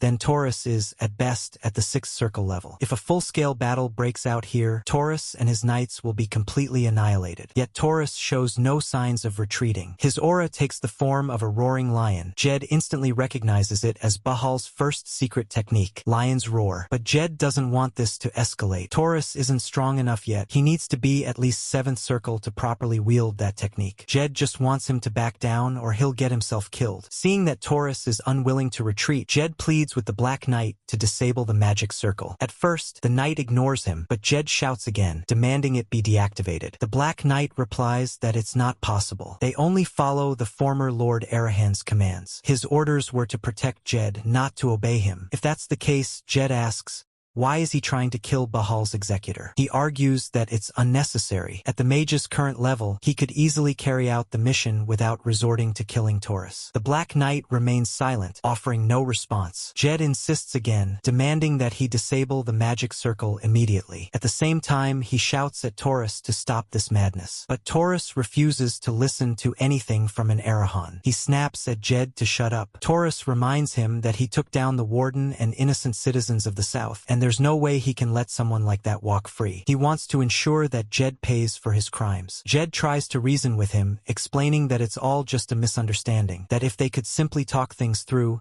it would become clear. Taurus responds with a cold fine, but then suddenly yells out that he'll make Jed kneel first, then they can talk. Without hesitation, he charges straight at Jed, unleashing his lion's roar. Since Taurus didn't trigger the explosion even after moving, it must mean the Black Knight has deactivated the magic circle. However, Taurus shows no restraint. His powerful aura bursts out in all directions, pressing against the Black Knights and even reaching Leo, who is growing increasingly worried for Jed. Thankfully, as the dust settles, a shield is revealed to have protected Jed. Even he admits that if it weren't for the Black Army's intervention, he would have been killed. Still, Taurus managed to break through a 7th Circle Mage's quadruple wind barrier. His power may be incomplete, but it's already at an overwhelming level. That strike had a lot of effort and force behind it. Suddenly, Taurus collapses to his knees, unable to remain standing. The recoil from using an unfinished secret technique so recklessly has taken its toll. Witnessing the lion's roar in person was incredible, but Jed doesn't want his hero to destroy himself. He asks if Taurus is feeling better and points out that he hasn't mastered the technique yet, so why use it in such a reckless way? Taurus,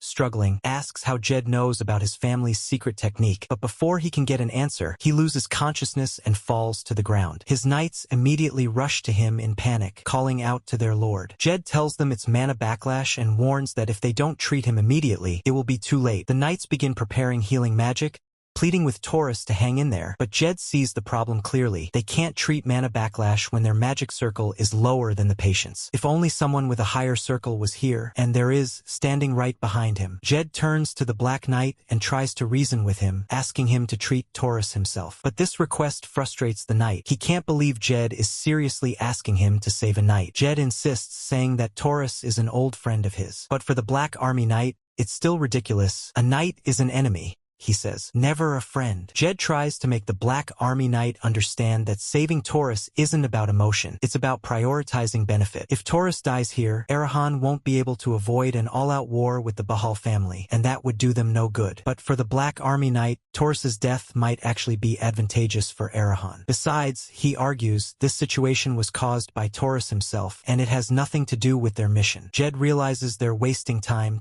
they don't have, so he makes it clear, since the Black Army Knight is the one who caused this escalation, it's now tied to his mission to protect Jed. Jed picks up a sword and says that if Taurus isn't saved now, the knight's mission ends right here too. To prove his point, Jed even injures himself slightly, just enough to show that he's always stood by his word. If the Black Army has been observing him, they should know Jed never bluffs. Frustrated, the Black Army Knight warns that if the Lord finds out about this, he'll be furious. Jed replies that any consequences will be his burden to bear. Right now, the only thing that matters is saving Taurus. With no choice left, the Black Army Knight starts walking toward Taurus. However, the Bahal Knights immediately protest, demanding he stop. They can't allow a mage to lay a hand on their beloved commander. Jed urges them to step aside, telling them that this mage is the only one who can save Taurus. Unless they want their master to die, they should let him proceed. Reluctantly, the Bahal Knights step back, and the Black Army Knight begins the healing spell. As the magic works, they all breathe a sigh of relief. Taurus's mana circuits are stabilizing. Once the healing is done, the Black Army Knight vanishes into thin air. Jed has no idea where he went, but he suspects he's still nearby. Leo asks him what's wrong, but Jed doesn't answer. He's just spotted another one of those magic cards. Later, on the outskirts of Tamaya village, Jed and Leo stand alongside the Bahal Knights and their horses. Jed examines a new magic card. This time it's marked with the number 9, which signifies abandonment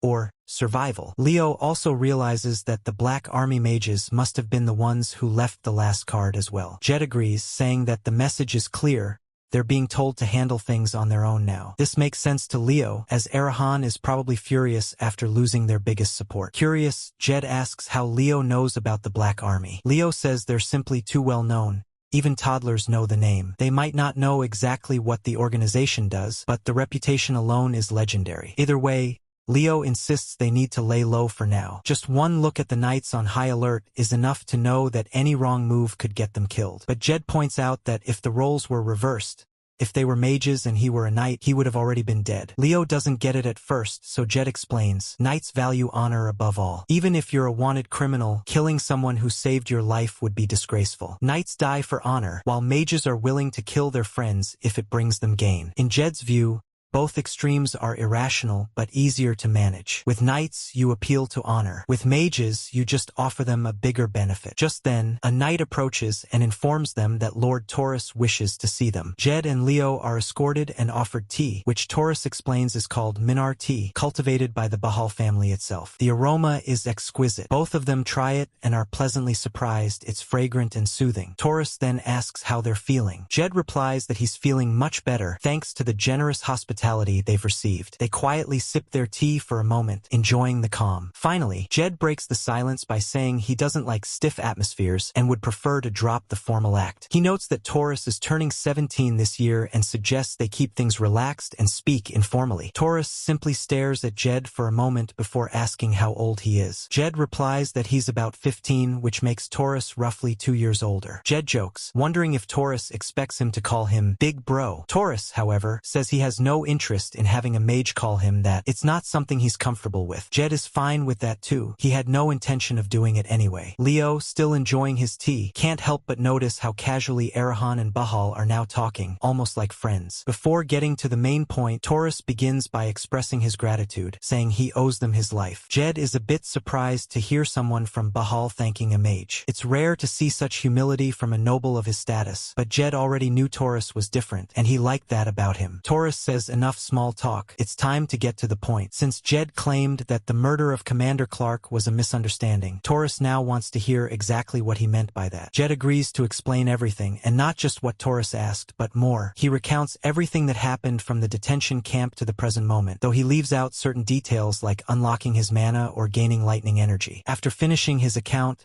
Jed reminds Taurus of the Arahan nature, how they never backed down from a fight. They were the ones who attacked first, so he had to defend himself. Taurus listens carefully and admits that if everything Jed said is true, then it could very well fall under self-defense. The real issue now is whether or not Jed is telling the truth. However, Jed points out that if he had no intention of clearing things up, he would have simply let Taurus die earlier. From his perspective, there's no better proof of his sincerity than that. Even Taurus has to admit that it's a fair point. He finally believes Jed and confesses that he had been mistaken. As an apology for the misunderstanding, he offers Jed a gift, powdered Minar leaves. But Jed declines the gift. Instead, he says that if Taurus truly wants to apologize, then he should grant him a favor. Taurus replies that as long as the request is within his authority, he'll definitely do it, so he asks Jed what it is. Jed explains that it should be within Taurus's power. All he wants is help in finding Leo's missing sibling. Leo is surprised, but Taurus is confused. From his perspective, Jed gains nothing from this, and it certainly doesn't align with typical mage behavior. But Jed brushes that off. He made a promise to Leo, and that's all that matters to him. The next morning,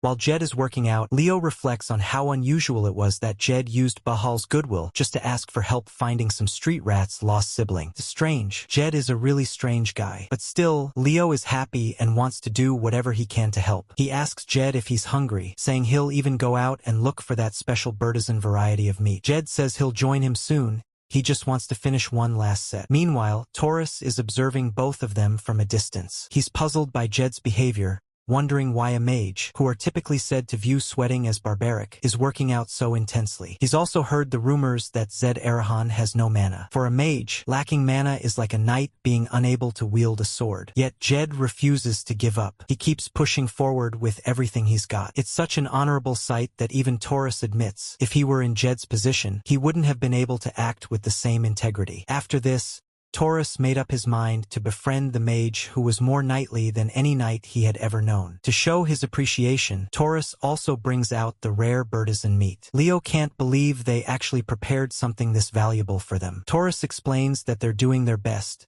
After all, they are hosting an Arahan. The other knights clearly don't seem thrilled about this, but none of them dares to voice their discomfort in front of Taurus. Taurus further adds that the meat is high in protein, making it great for physical training, which surprises Leo. Then, Taurus tells everyone to settle down, reminding them that it's not good to waste time when there's food in front of them. Seeing the round table without a head seat makes Jed appreciate Taurus even more. He's really starting to like him. However, Leo still feels uneasy. He wonders if it's really safe to eat this. What if it's poisoned?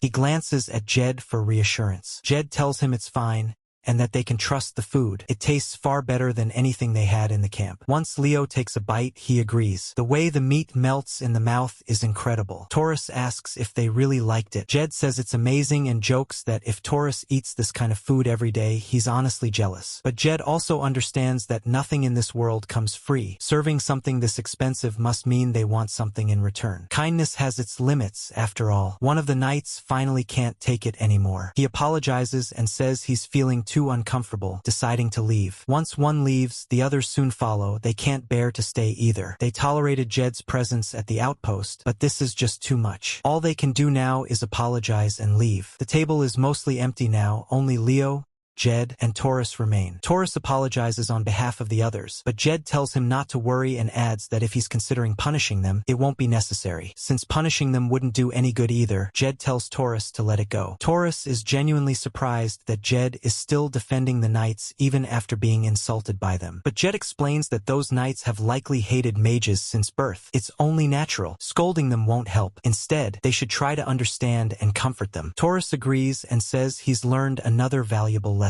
More importantly, Jed asks Taurus to finally say what he's been holding back. Taurus is a bit surprised that Jed picked up on it. He reveals that while they initially planned to head to Frilda to search for Leo's younger sibling, they would like to delay their departure by a day. Jed asks why. Taurus explains that he wants the other knights to see for themselves that Jed is a good person, and he thinks one day should be enough for that. Before agreeing, Jed checks with Leo if he's okay with the delay. Leo says it's fine. After all, they'll need the knights' help in Frilda. If they go now without building some trust, the search likely won't be taken seriously anyway. With that, they decide to delay their journey by a day. Later, beyond Tamaya's walls at the southern front, a beast is slashed down by a knight. It was only a low-tier beast, but Taurus still praises the knight's efforts. The group continues their search and pushes forward. Jed is among them, but it's clear the other knights are not happy with his presence. Even Jed wonders why Taurus brought him along. Though he's decided to go along with it for now, the mood isn't ideal. Taurus has assembled a 20-member frontline hunting party, as the southern and western regions are known for stronger beast activity. The hunt operations are intense and challenging. Jed wonders if this is all part of Bahal's tradition. Perhaps Taurus is trying to include him in the spirit of camaraderie that often follows a successful hunt. In Bahal,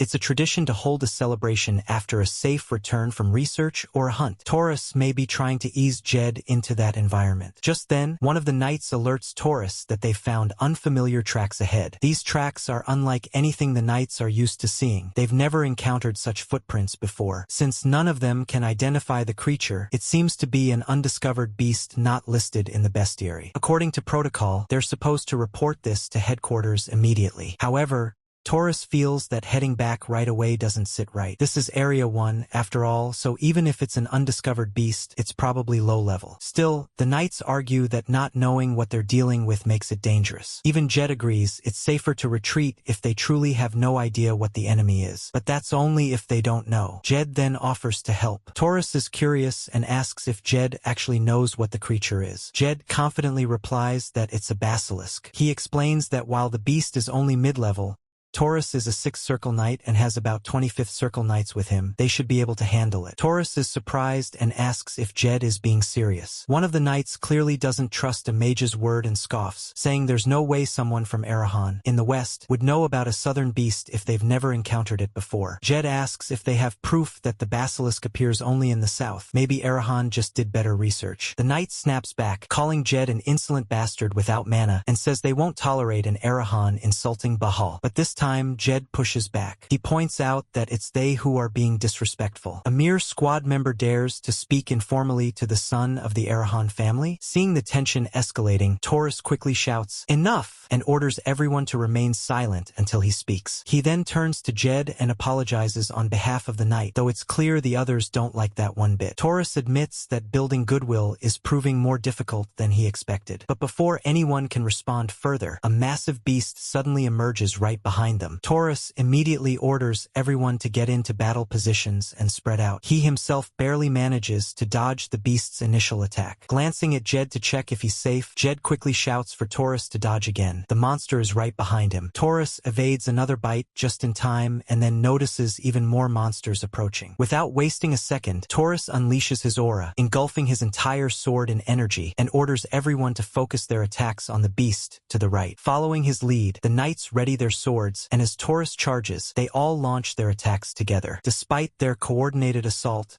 nothing seems to work. Their sword auras, even those from trained 5th and 6th Circle Knights, are unable to pierce the creature's tough hide. The beast roars.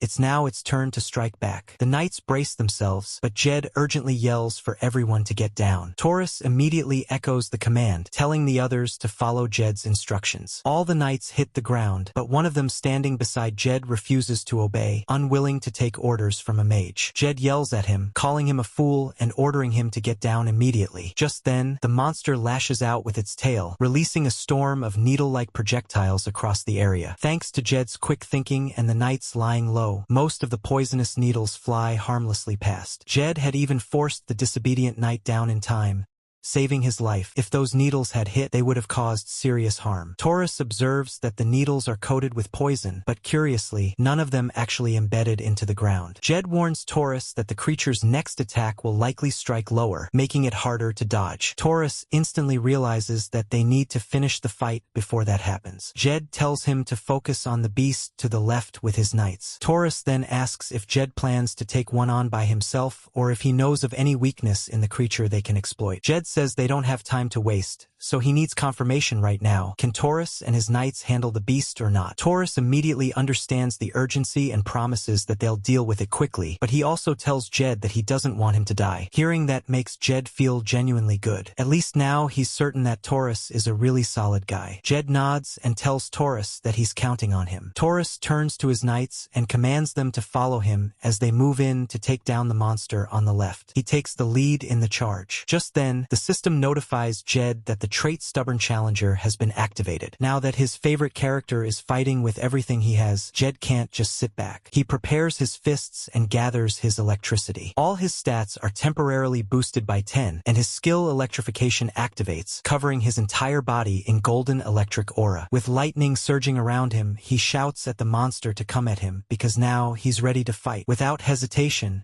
Jed charges toward the beast. As soon as Jed reaches striking distance, he smiles. Finding a basilisk right after a monster hunt feels like pure luck. It's the perfect opportunity for him to test his newfound strength against such a formidable creature. He recalls that the basilisk has only one weak point, right at the crown of its head. Without hesitation, Jed aims directly for it and delivers a devastating electric punch. The basilisk goes down in just one hit. Then comes the moment of the drop. Jed clasps his hands and prays for something truly valuable. When he opens his eyes, he's thrilled to see Demon's Breath, a key ingredient for crafting an elixir. If poured into holy water, there's a chance it can become a full elixir. Normally, elixirs randomly boost any stat, but in Jed's case, the only stat that can increase is mana. So, for him, it's essentially a 100% guaranteed mana potion. With one beast defeated, Jed immediately turns to help with the other. Taurus is fighting bravely but struggling, being pushed back repeatedly by the second basilisk. Jed feels like he's falling too far behind the knight's pace. There's no time to waste. He charges in and targets the basilisk's weak spot before it can land another blow on Taurus. Even Taurus is stunned by the incredible power now on display. Jed asks if he's okay, but Taurus is too mesmerized to answer.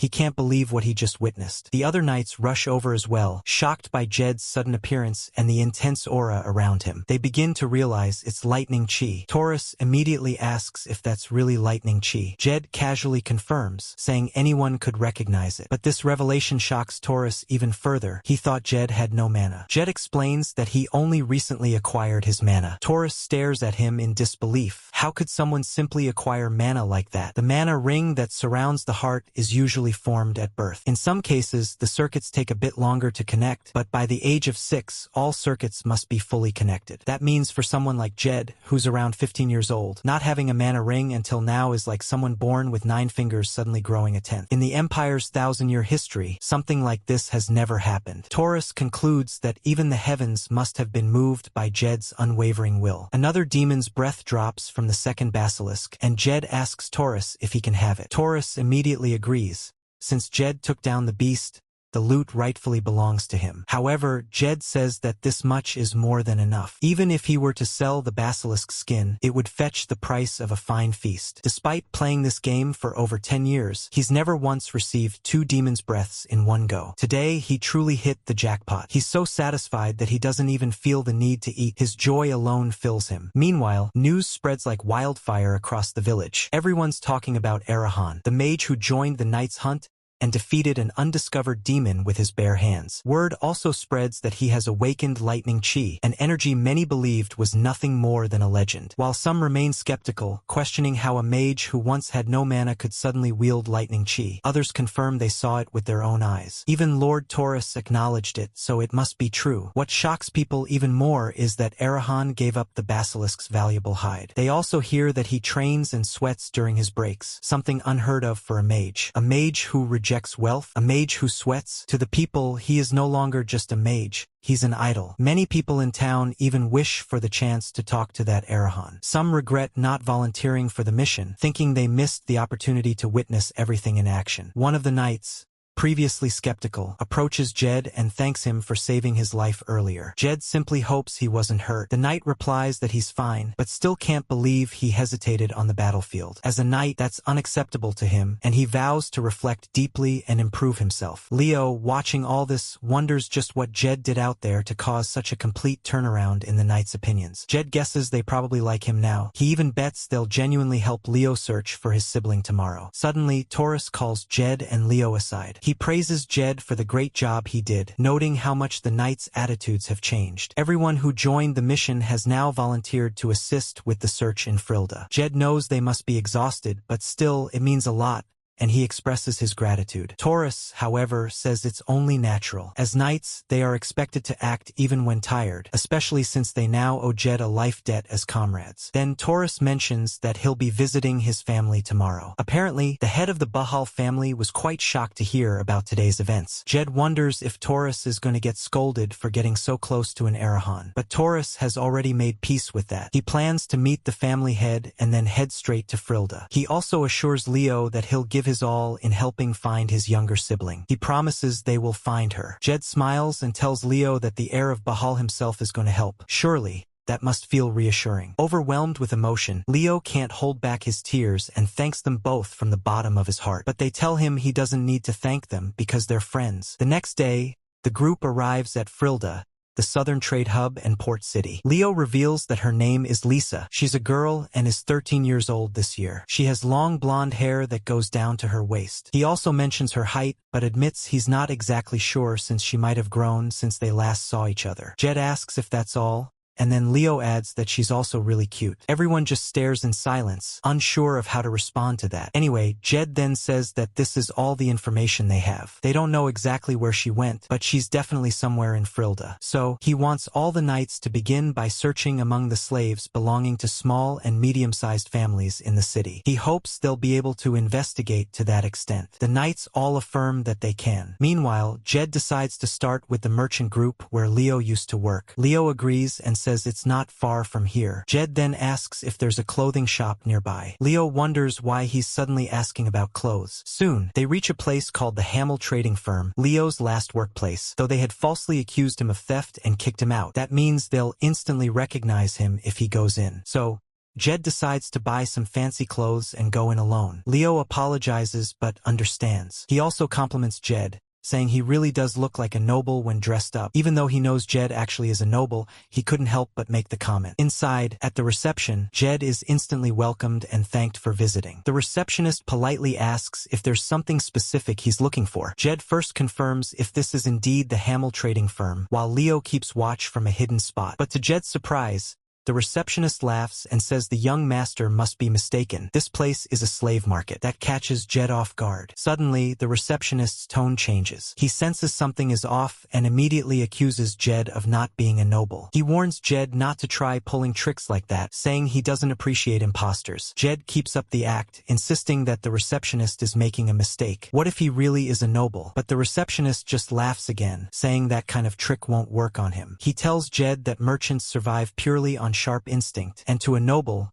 a slave is nothing more than a product. Real nobles never go around alone. From the moment he saw Jed, he knew something was off. Judging by the prank, he wonders if DeVito sent him. Jed thinks the merchant should reconsider whether he's actually sharp or just plain stupid. This angers the merchant, who raises his hand to teach Jed a lesson. But moments later, it's clear the merchant himself has received quite a few lessons, straight to his face. Jed tells him that if he doesn't want to get hurt even more, he'd better give him answers immediately. To make sure the message is clear, Jed slaps him again. First, since Jed believed this building used to belong to the Hamel trading firm, he demands to know why these people are here now. The merchant immediately responds that the previous owner went bankrupt and their group took over the property. Next, Jed asks who DeVito is and whether he's a slave trader as well. The merchant replies yes.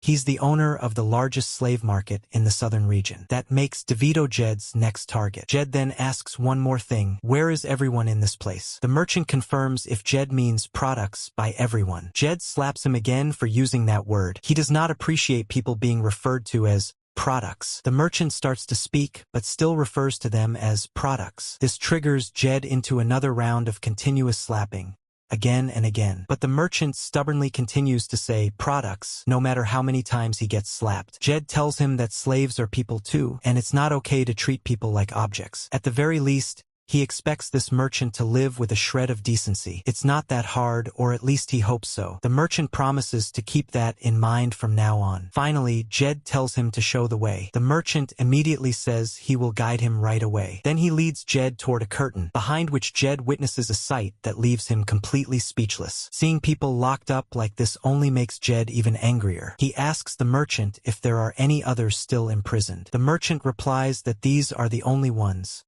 No blondes and no children. Jed begins considering the possibilities. Children are expensive, so Lisa was probably already sold or is being held in a larger facility. That means Jed will also have to pay a visit to that slave trader, DeVito. As for the merchant, Jed gives him one last chance to act like a decent human being. He orders him to bring all the money from the safe and the prison keys too. Once he gets them, Jed locks the merchant inside the prison himself. He wants him to experience what it's like to be caged. All the freed slaves begin showering Jed with blessings in gratitude. Jed distributes the slave trader's entire fortune among them and has the Bahal Knights escort them to a lodging house. The slaves never imagined they would receive such kindness, but Jed tells them there's no need to thank him. He just hopes they make themselves comfortable. Over a shared meal, Jed listens to their life stories, hoping to gather unexpected bits of useful information. Today turns out to be one of those times. A man named Gordon shares that he used to be an assistant to the Cherville family. After the family's fall, he somehow ended up enslaved. Jed is surprised and asks if he really worked for the Chervilles, since he had heard that everyone in that family was executed. Gordon agrees, saying he believes heaven must have been on his side. The Cherville family were to blacksmiths what the Arahans are to mages. During their heyday, countless people sought even a single piece of their magic-forged equipment. But then, the Imperial Army suddenly slaughtered them for alleged treason. The Cherville family has faded into history, with no one even daring to mention their name. This wasn't just part of the Empire's history.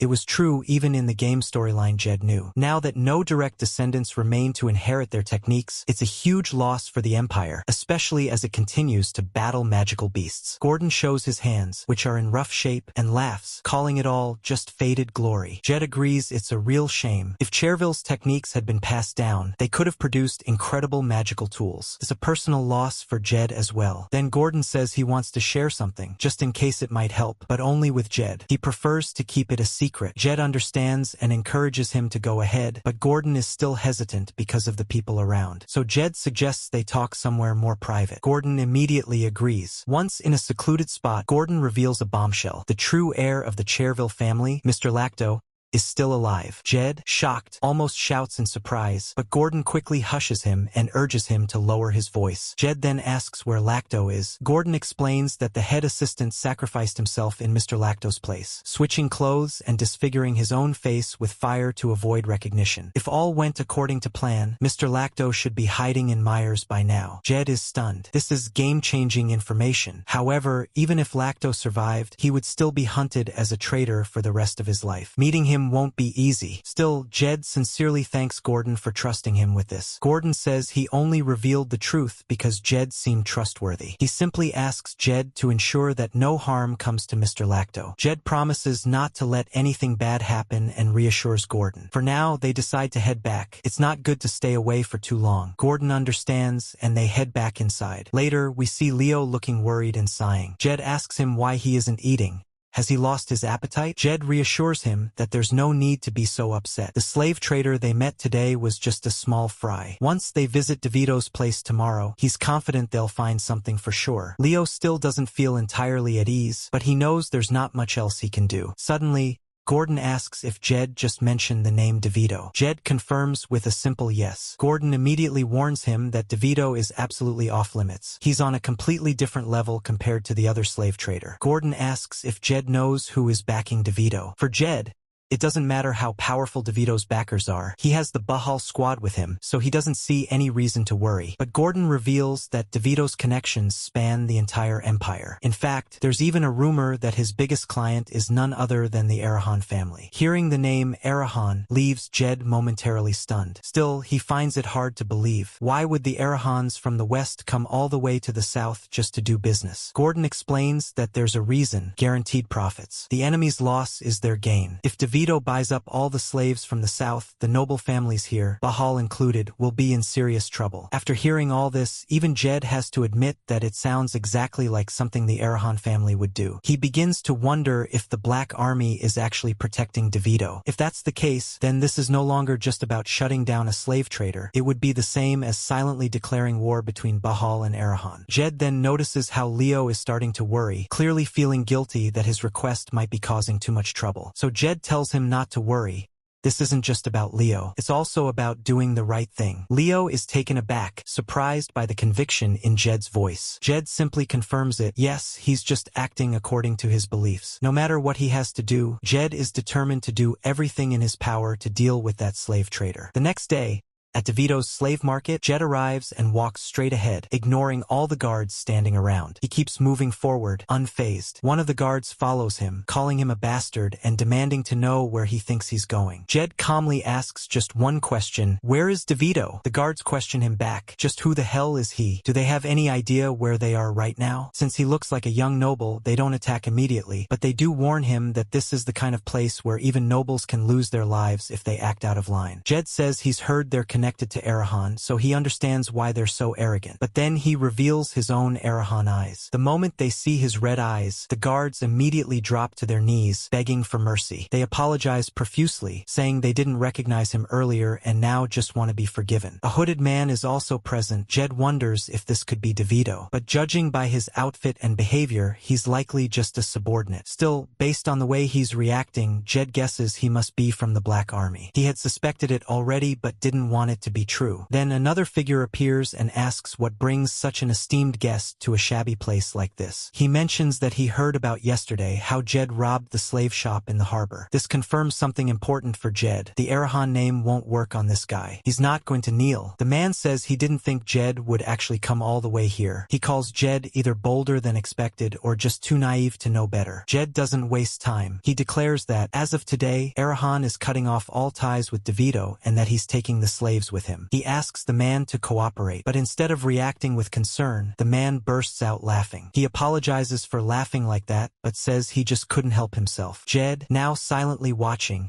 has nothing to say in return. After a brief pause, guards who had been kneeling earlier now stand up and start laughing along with him. The man says that's enough chit-chat. Though he won't kill Jed since he's technically an esteemed guest, he suggests Jed should consider this a life lesson. The guards begin to surround Jed, making it clear that he has no choice but to fight. One silver lining, though, there appears to be only one Black Army member among them, and Jed can't yet tell what circle he belongs to. If he's around the 5th circle, Jed should be able to handle him. If he can take him down first with a preemptive strike, this could turn into a great opportunity. But before anything happens, a commanding voice suddenly echoes through the area. "Surround the building!" Jed immediately recognizes the voice. It's Taurus. Taurus's voice booms with authority as he commands, "Boys, Group 1 and Group 2, move in and take these guys down." With that, Taurus unleashes his incredible aura, drawing everyone's attention entirely to him. Taurus immediately proclaims, "By the Emperor's decree, take these men down." The man inside is shocked, wondering aloud what Lord Bahal is doing there. But before he can fully process the situation, he collapses to the ground after a swift slash, confused about what just happened, until he sees a severed head rolling toward him. Terrified,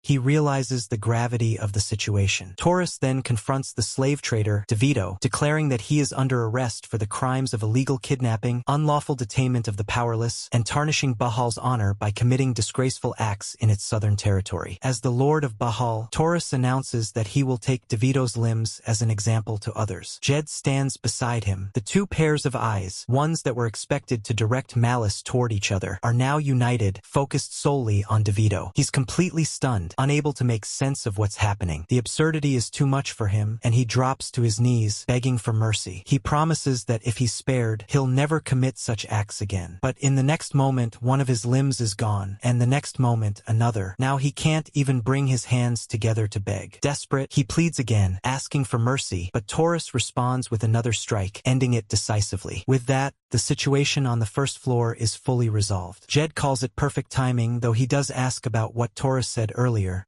something about an emperor's decree. Taurus confirms that it's exactly as it sounded. The emperor has officially issued a decree to eradicate all slave traders. A truly benevolent ruler, he says. Jed is a bit surprised and asks if Taurus has already dealt with the others too. Taurus explains that night squads were dispatched to all major locations, but since this one was the most prominent, he came personally. He then turns to Jed, asking why he's here, because the last thing he wants to hear is that Jed came to take down DeVito by himself. Jed, somewhat sheepishly, admits that yes, that was exactly his plan. There was something he needed to confirm. Taurus acknowledges that unlocking mana at Jed's age is certainly impressive, but he reminds him that he's not yet at the level where he should be taking on such dangerous tasks alone. He doesn't want Jed to overexert himself. Jed wonders if Taurus is implying that he himself is a 6th circle mage. Whatever the case, the Emperor's decree definitely came at a very convenient time. Taurus then orders his knights to search the interior and report back if they find any slaves. However, Jed is also concerned. He knows that Arahan won't just let this slide. His eyes fall on the Black Army member. Unlike the others, this man has a resigned expression. Jed wonders whether he didn't fight back because he couldn't or because he didn't want to. If it's the latter, that would indicate an immense level of loyalty to the Arahan bloodline. Suddenly, a knight rushes in with news. They found slaves in the basement. Once again, dozens of captives are brought out and finally regain their freedom. Leo watches closely, scanning every face, hoping to spot his sister. In total, it's estimated that around 600 people were held there. Taurus gives the order that if a blonde girl is found, she should be brought directly to Leo. Suddenly, Leo spots a blonde woman. Thinking she must be Lisa, he rushes toward her and calls out, but as he gets closer, he realizes it's not her. He apologizes quietly, disappointed. She's definitely not the same cute Lisa he once knew. So far, about 500 people have come out, and the hope of finding Lisa begins to fade. Leo is heartbroken. It's a cruel reality, but young girls are highly sought after. They're expensive and popular. There's a real chance she's already been sold elsewhere. Even so,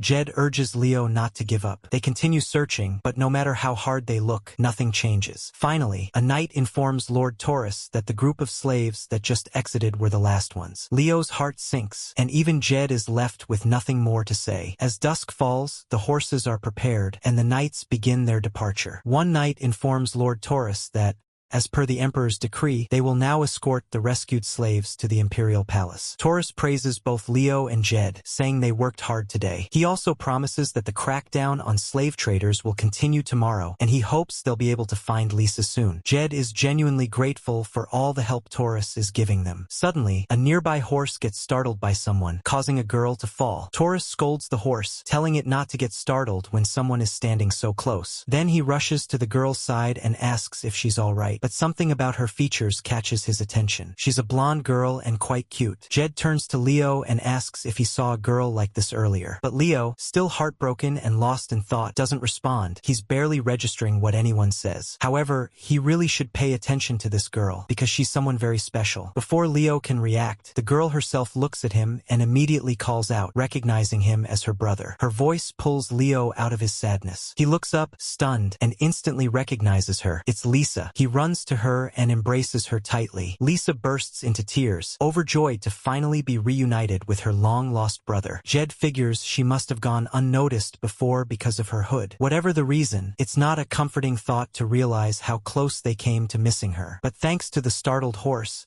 they managed to find her in the end. Even Taurus is moved by the emotional reunion. He quietly wipes away a tear. Jed teases him, asking why he's crying. Embarrassed, Taurus quickly hides his face and insists he's not crying. Jed jokes that maybe something got in his eye. Taurus calls Jed cold-hearted and wonders how he's not crying after witnessing such a touching moment. He accuses Jed of having definitely cried too. After the successful mission, they all decide to celebrate with a grand feast. Everyone cheers and enjoys to their heart's content, sparing no expense. Every kind of premium meat is brought out. Even Lisa is shocked to see such a lavish celebration. Taurus offers some food to Lisa and tells her there's no need to hold back. He wants her to eat as much as she likes and feel comfortable. Lisa immediately thanks him sincerely from the bottom of her heart, but Taurus gently says there's no need for such formality. Since Leo is his friend, that makes her his friend too. He adds that she can even think of Jed like an older brother.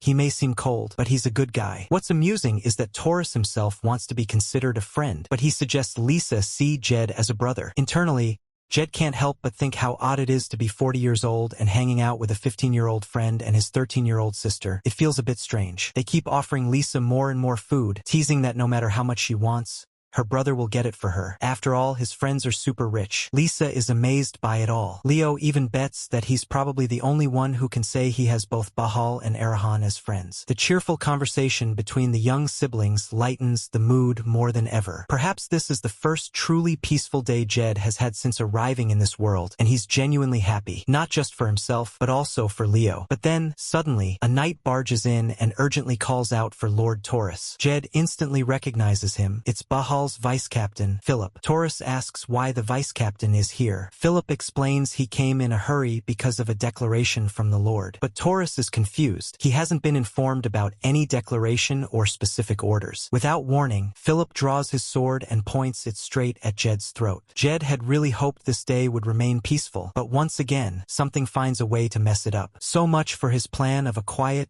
restful evening. Now that's out the window. Philip then declares that the Lord has ordered Arahan to be brought before him immediately.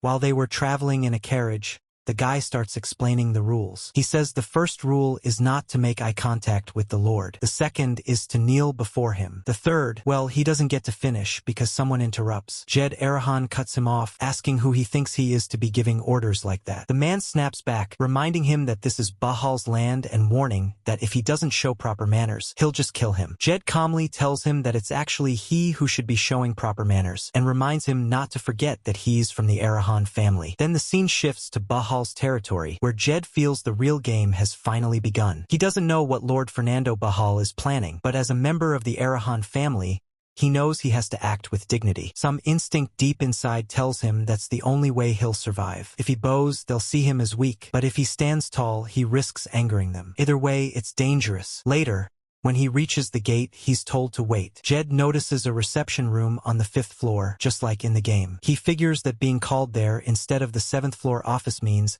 he's been invited as a guest, which sounds at least somewhat positive. But then, a sudden crushing pressure fills the air. A voice remarks that no one from the Arahan family has ever entered Bahal's mansion before. Jed freezes. He wonders if the Lord of Bahal is standing behind him right now. Just being near that presence makes him dizzy. He can't even turn around. Bahal isn't using any powers. If he were, Jed's trait would have reacted. This is just pure presence. The overwhelming aura of a knight who's surpassed the 10th circle and reached sword mastery. Bahal then walks past him. Even though Jed is terrified, he stands his ground. Bahal takes a seat on the throne, studies him for a moment, and acknowledges his spirit. He tells Jed that while he admires his courage, this is Bahal's grand estate, and proper manners are expected here. Jed, however, reminds himself that kneeling would be dishonorable. Yielding to the strong would only make them look down on him forever. So instead, he lowers his head slightly and thanks Bahal for inviting him. Bahal frowns and repeats the word, as if amused. Inviting? Jed Arahan explains that since he was brought there in a carriage and guided to the parlor, all the treatment so far has been proper for a guest. He adds that he came as a guest, but if kneeling before the Lord is a Bahal tradition, he'll follow it. Bahal stares at him, his expression growing even more serious. Jed starts to feel a bit nervous, but then Bahal suddenly laughs. He calls Jed a bold one and tells him to have a seat, saying he can't possibly leave a guest standing. Soon, Minar tea is served. Jed quietly notes to himself that, fortunately, he's being treated as a real guest, at least for now. Bahal notices his thoughtful look and tells him not to worry unnecessarily, saying he called him there out of personal curiosity. Jed simply responds that he understands. Then Bahal brings up the incident with the slave trader Divitu. He asks if Jed acted on the emperor's decree. Jed replies that he only heard about the decree after the matter had already been settled. Bahal seems intrigued and asks why he acted against the slaver even before hearing about the decree. Jed takes a moment to think. He realizes there are many things he could say to gain Fernando's favor, but he decides to speak only the truth. He explains that slave trading goes against human morality and that he acted according to his conscience. Besides,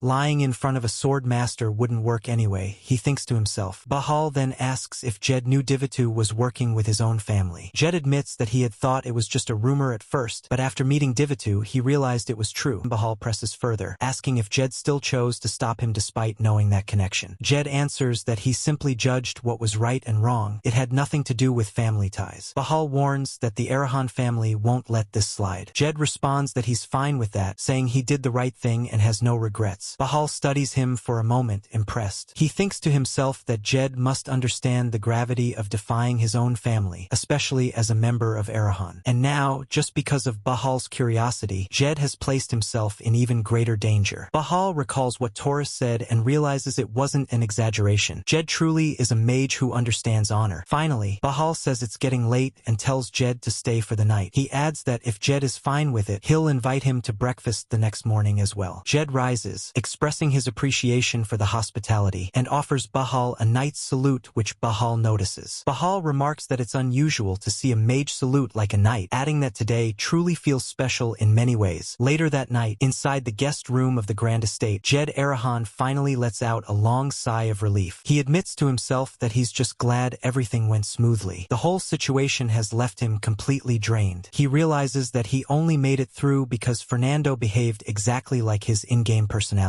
One wrong word, and he could have easily lost his head. Not trying to sound clever or lie might have been his best decision of the day. After a moment, he notices his stomach growling and admits he's getting a bit hungry. Just then, he hears a sound. Someone enters and sets down an impressive spread of food in front of him. The server politely tells him to enjoy his stay. Jed smiles, appreciating the gesture, and says it's very considerate. Then, something catches his eye. His expression freezes. What he's seeing shouldn't even be possible. He quickly looks around the room, scanning every corner. The people who'd just left a second ago, there are no shadows anywhere. Panic tightens in his chest as a thought hits him. How did the Black Army get here? His hand trembles slightly as he picks up a card lying among the dishes. On it, in clear letters, is written magic card number 0, return or stop. This time, it isn't the Lord of Bahal calling for him. It's the Lord of Arahan. Jed Arahan was clearly panicking. He couldn't believe what he'd just seen. He thought to himself that he never expected to encounter a Black Army magic card while staying inside the Bahal mansion. Just how far did the Arahan family's reach extend? Before he could think further, there was a knock on the door. A familiar voice called out, asking if he was inside. Jed quickly went to check and found Torres standing there. Jed asked about Leo and Lisa,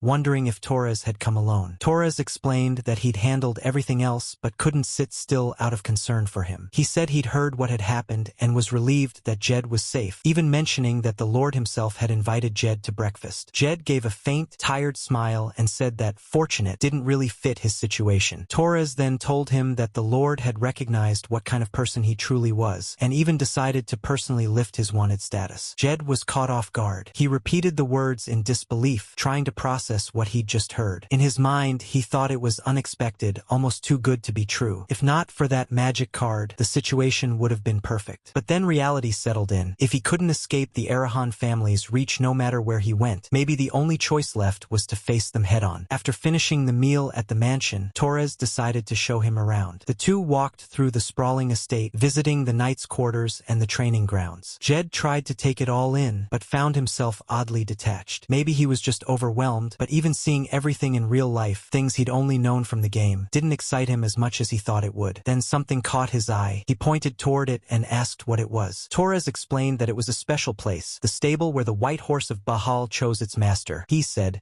that was where the horses who hadn't yet found one were kept. But this time, there was only a single horse inside. As Torres extended his hand, the horse neighed loudly. He explained that normally, the white horses chose their master within 3 months, but this one had refused everyone for 2 years. Jed was surprised, but even more so when Torres added that this was the only horse that had ever refused the head of the Bahal family himself. Jed asked if that was even possible, saying he thought the horses always chose the strongest person. Torres replied that it wasn't always about strength. Each horse had its own standard. Jed found that intriguing and said as much. Torres smiled, pointing out that Jed hadn't shown interest in anything else, yet the white horse managed to capture his attention. Jed admitted that Bahal's white horses always looked amazing. Torres nodded, saying that there was a reason they were called spirit beasts. He added that the white horse of Bahal wasn't considered a possession, but a friend, a true companion. Torres explains that's why they respect the horse's choice. As Jed listens, he looks into the creature's eyes and finds them strikingly beautiful. Almost without thinking, he starts to step closer, drawn in by the calm intelligence in its gaze. He slowly reaches out a hand, curious to see if it will allow him to touch it. But before his hand makes contact, a voice cuts through the air behind him. Someone mockingly points out that it's the heir of Arahan himself. The sound of that voice makes Jed's expression tighten. He instantly remembers Philip. When he turns around, he sees Philip approaching, saying he'd spotted Sir Torres during training and came over to greet him, only to find him standing with Arahan. Torres reminds Philip that Jed is a guest personally invited by the head of the Bahal family and tells him to show some respect. Philip bows politely, but the gesture feels forced, and anyone could tell he wasn't being sincere. Still bowing, Philip suggests that Jed join them for some training. He points out that there's no warm meditation room here for mages,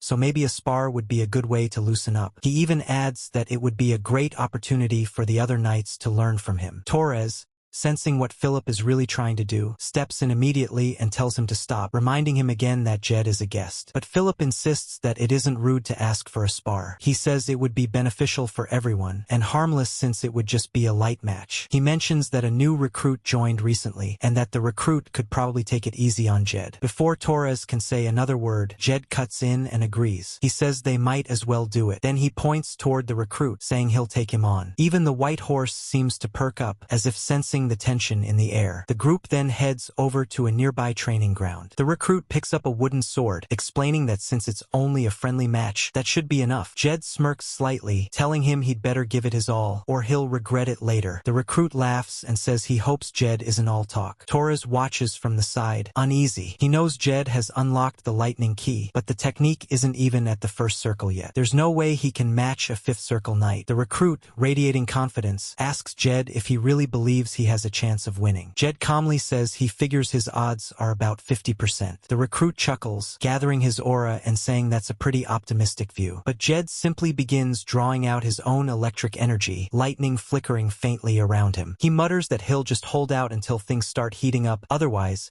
It wouldn't be much fun. Philip, watching from a distance, narrows his eyes. He realizes what he's seeing must be the lightning key, the very ability he'd only heard rumors about. As expected of the so-called dream attribute, Jed's lightning aura crackled through the air, raw and untamed, rougher and more explosive than any other power. Still, to anyone watching closely, his mana clearly wasn't even at the second circle yet. By all logic, the outcome of the match should have been obvious. The announcer gave the signal to begin. The recruit wasted no time, charging straight toward Jed. His movements were sharp and confident, and for a moment he couldn't help but wonder what Jed was doing. A mage standing still, not keeping distance, not chanting spells? Maybe Jed was just too slow to react. It felt almost disappointing. He told himself he'd have to pull his strikes a bit. He couldn't exactly kill a guest. But then, before the first blow could even connect, both Torres and Philip froze in shock. Jed wasn't slow at all. In a blur, he stepped aside, dodging effortlessly. The white horse in the nearby stable let out a sharp neigh, its eyes gleaming as if it sensed the surge of power in the air. Then came a calm, almost commanding voice. It was Jed's. He warned the knight that this would be the last time he'd hold back, and told him to give it everything he had. The recruit barely had time to process it before he lunged again, this time attacking in earnest. But Jed moved like lightning itself, dodging each strike with almost casual precision. Every motion was clean, minimal, and deliberate, like he already knew where each attack would land. The recruit grew frustrated, his swings becoming faster and wilder, but nothing worked. Jed sidestepped one final strike, then countered with a devastating lightning-charged punch. The impact was explosive. The recruit's wooden sword flew out of his hand, spinning across the ground. A second punch connected cleanly with his jaw, sending him crashing backward across the training ground. Philip could only stare, completely stunned. Even Torres, who knew Jed's potential better than anyone, was left speechless. Jed, however, remained calm. He had expected this outcome. There was no arrogance in his eyes, just quiet satisfaction, a sense that his training was finally paying off. The white horse snorted softly from the distance, its gaze fixed on him. Even it seemed impressed. The moment the recruit hit the ground, everyone rushed toward him in panic. Several knights shouted at once,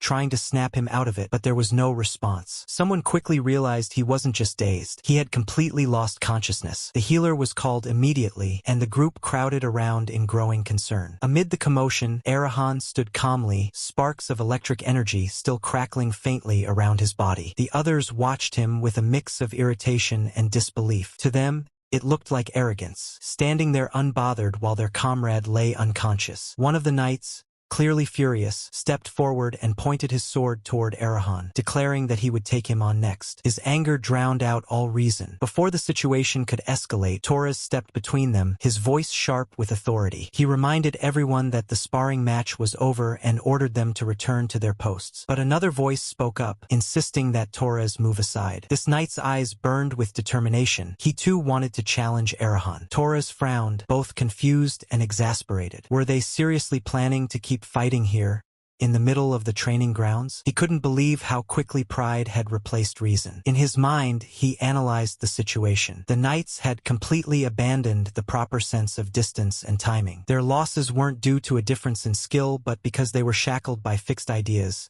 too rigid to adapt. Objectively, any fifth circle knight here was far stronger than Arahan in raw power. Yet it no longer mattered. Tempers had already taken over, and now more knights were gathering. This was spiraling out of control. Arahan placed a hand gently on Torres's shoulder, his expression calm but firm. He said that one fight should be enough, and that accepting defeat was also part of a knight's spirit. That single remark hit a nerve. The knights around him grew visibly angry, their faces tightening with offense. One of them shouted back, accusing Arahan of mocking their honor. To them, a mage lecturing about the knight spirit was an insult, but Arahan remained composed. He reminded them that he had only sparred because they requested it, and that he had done so in the heart of the Bahal family itself. Surely they understood what that implied. Inwardly, he reflected on how different it would be if the situation were reversed. If a knight had walked into the Arahan family grounds demanding a spar from one of their mages. Then suddenly, the air grew heavy. A powerful aura swept through the field like a silent wave, freezing everyone in place. Arahan immediately recognized it, the same overwhelming overwhelming pressure he had sensed before. A calm, commanding voice echoed across the training ground. The lord of the Bahal family had arrived. Every knight instantly dropped to one knee, swords sheathed without hesitation. Even Torres lowered his head in respect. Arahan turned his gaze toward the approaching figure, astonished. With a perception stat of 100, he hadn't sensed the man's presence at all. So this was the realm of a true sword master. The lord spoke, his tone both proud and composed. He declared that Arahan's sparring in the Bahal family's training grounds was something worthy of being recorded in their history. Arahan bowed slightly, apologizing for his rudeness and explaining that he hadn't meant to cause trouble. He had simply accepted a challenge he couldn't refuse. The lord smiled faintly, acknowledging that Arahan was known for never turning down a fight. Bahal turned to the knights and raised his voice. He told them they'd all seen what real training meant, that leveling up wasn't everything. What mattered more was the experience, and how you turned it into your own strength. Everyone bowed their heads and replied in unison, even Torres. Jed could feel there was something more behind Bahal's words, though. It didn't sound like simple praise. It felt like a warning wrapped in nice words. Bahal was testing him. Bahal looked back at him again and said that Jed had given the knights a good lesson, and that he'd remember what happened today. Jed smiled politely but thought to himself that this was more like sitting on a bed of nails than getting a compliment. Then, just when things seemed to calm down, the ground started to rumble with the sound of hooves. Everyone turned to look. The same white horse that had refused to choose a master earlier came running across the field, faster than before. Torres frowned, completely confused. What's going on? Jed wondered out loud too,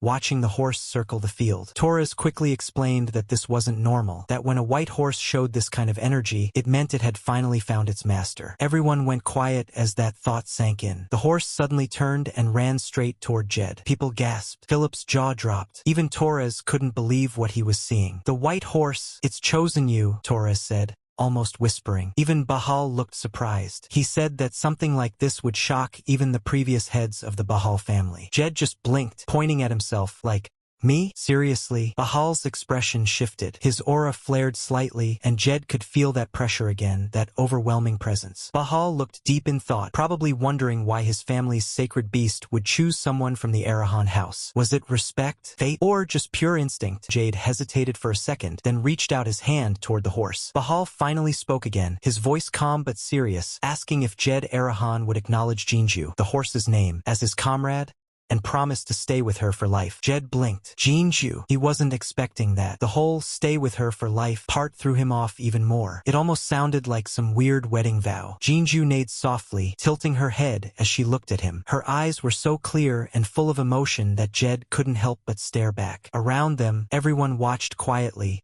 the moment hanging in the air. It felt like something big was starting, something he didn't fully understand yet, but couldn't walk away from either. Arahan stared at Jinju for a moment, asking him to choose her. It was kind of surreal, but with the mare clearly wanting him, and Bahal's intense aura pressing down so heavily, Jed didn't have the heart to say no. For now, he simply nodded and agreed that he would honor the bond. The mare's reaction was immediate. She neighed happily, clearly thrilled. Jed, however, couldn't help thinking to himself that her expression was far too serious for comfort. Before he could dwell on it, a voice cut through the moment in alarm. Philip shouted that this was unacceptable. In the history of the family, he reminded everyone, only Bahal's members had ever ridden the white horse. Allowing anyone else to do so would set a dangerous precedent. Bahal nodded, acknowledging the point but pointing out that until now, the master had always been chosen from within the family simply because no other option had ever been given. Philip, furious, pressed on, reminding everyone of the past atrocities committed by the Arahan family against Bahal's white horse, how they had treated it cruelly, like nothing more than livestock. He demanded how they could possibly entrust such a comrade to them. Bahal, calm and unshaken, explained that was why Jed had made a promise. His word would bind him. Philip, though, only grew more enraged. He didn't even hesitate to argue in front of the Lord himself, shouting that mages lied as easily as they breathed. How could Bahal trust this promise? Bahal's response was simple but terrifying. If Jed Arahan didn't consider the white horse a comrade, he would personally take his life. Both Torres and Jed froze, panic rising at the sheer weight of that declaration. Even so, Philip tried to protest again. The Lord cut him off without a second thought. He said he had never doubted Philip's loyalty, but on this matter, he would hear no further advice. Philip clenched his fists, swallowing the anger threatening to burst out, and finally muttered a reluctant yes. As night fell and the moon rose, the air was filled with motion. Someone came charging past, Arahan riding the white horse. While racing through the forest, Jed laughed to himself, thinking that staying any longer in Bahal's territory had been too risky. Now this was far better. This was pure fun. He shouted aloud, grinning, telling Jinju that he really liked her. It was beyond anything he had expected. The horse responded, galloping faster, and together they tore through the forest. Jed shouted to keep running, pushing toward Frilda in one exhilarating burst. Meanwhile, Lisa and Leo watched in disbelief. Leo's jaw dropped as he tried to make sense of the scene. Not only had Arahan returned alive from Bahal's territory, he had done the impossible. He had brought back the legendary white horse. Leo tells Jed that he can do anything he wants and that he's proud to be his friend. Jed responds that they should go inside and talk, as there's a lot to discuss. Once inside, Arahan explains everything to Leo about the Black Mirror Corp's magic cards, the demonic essence,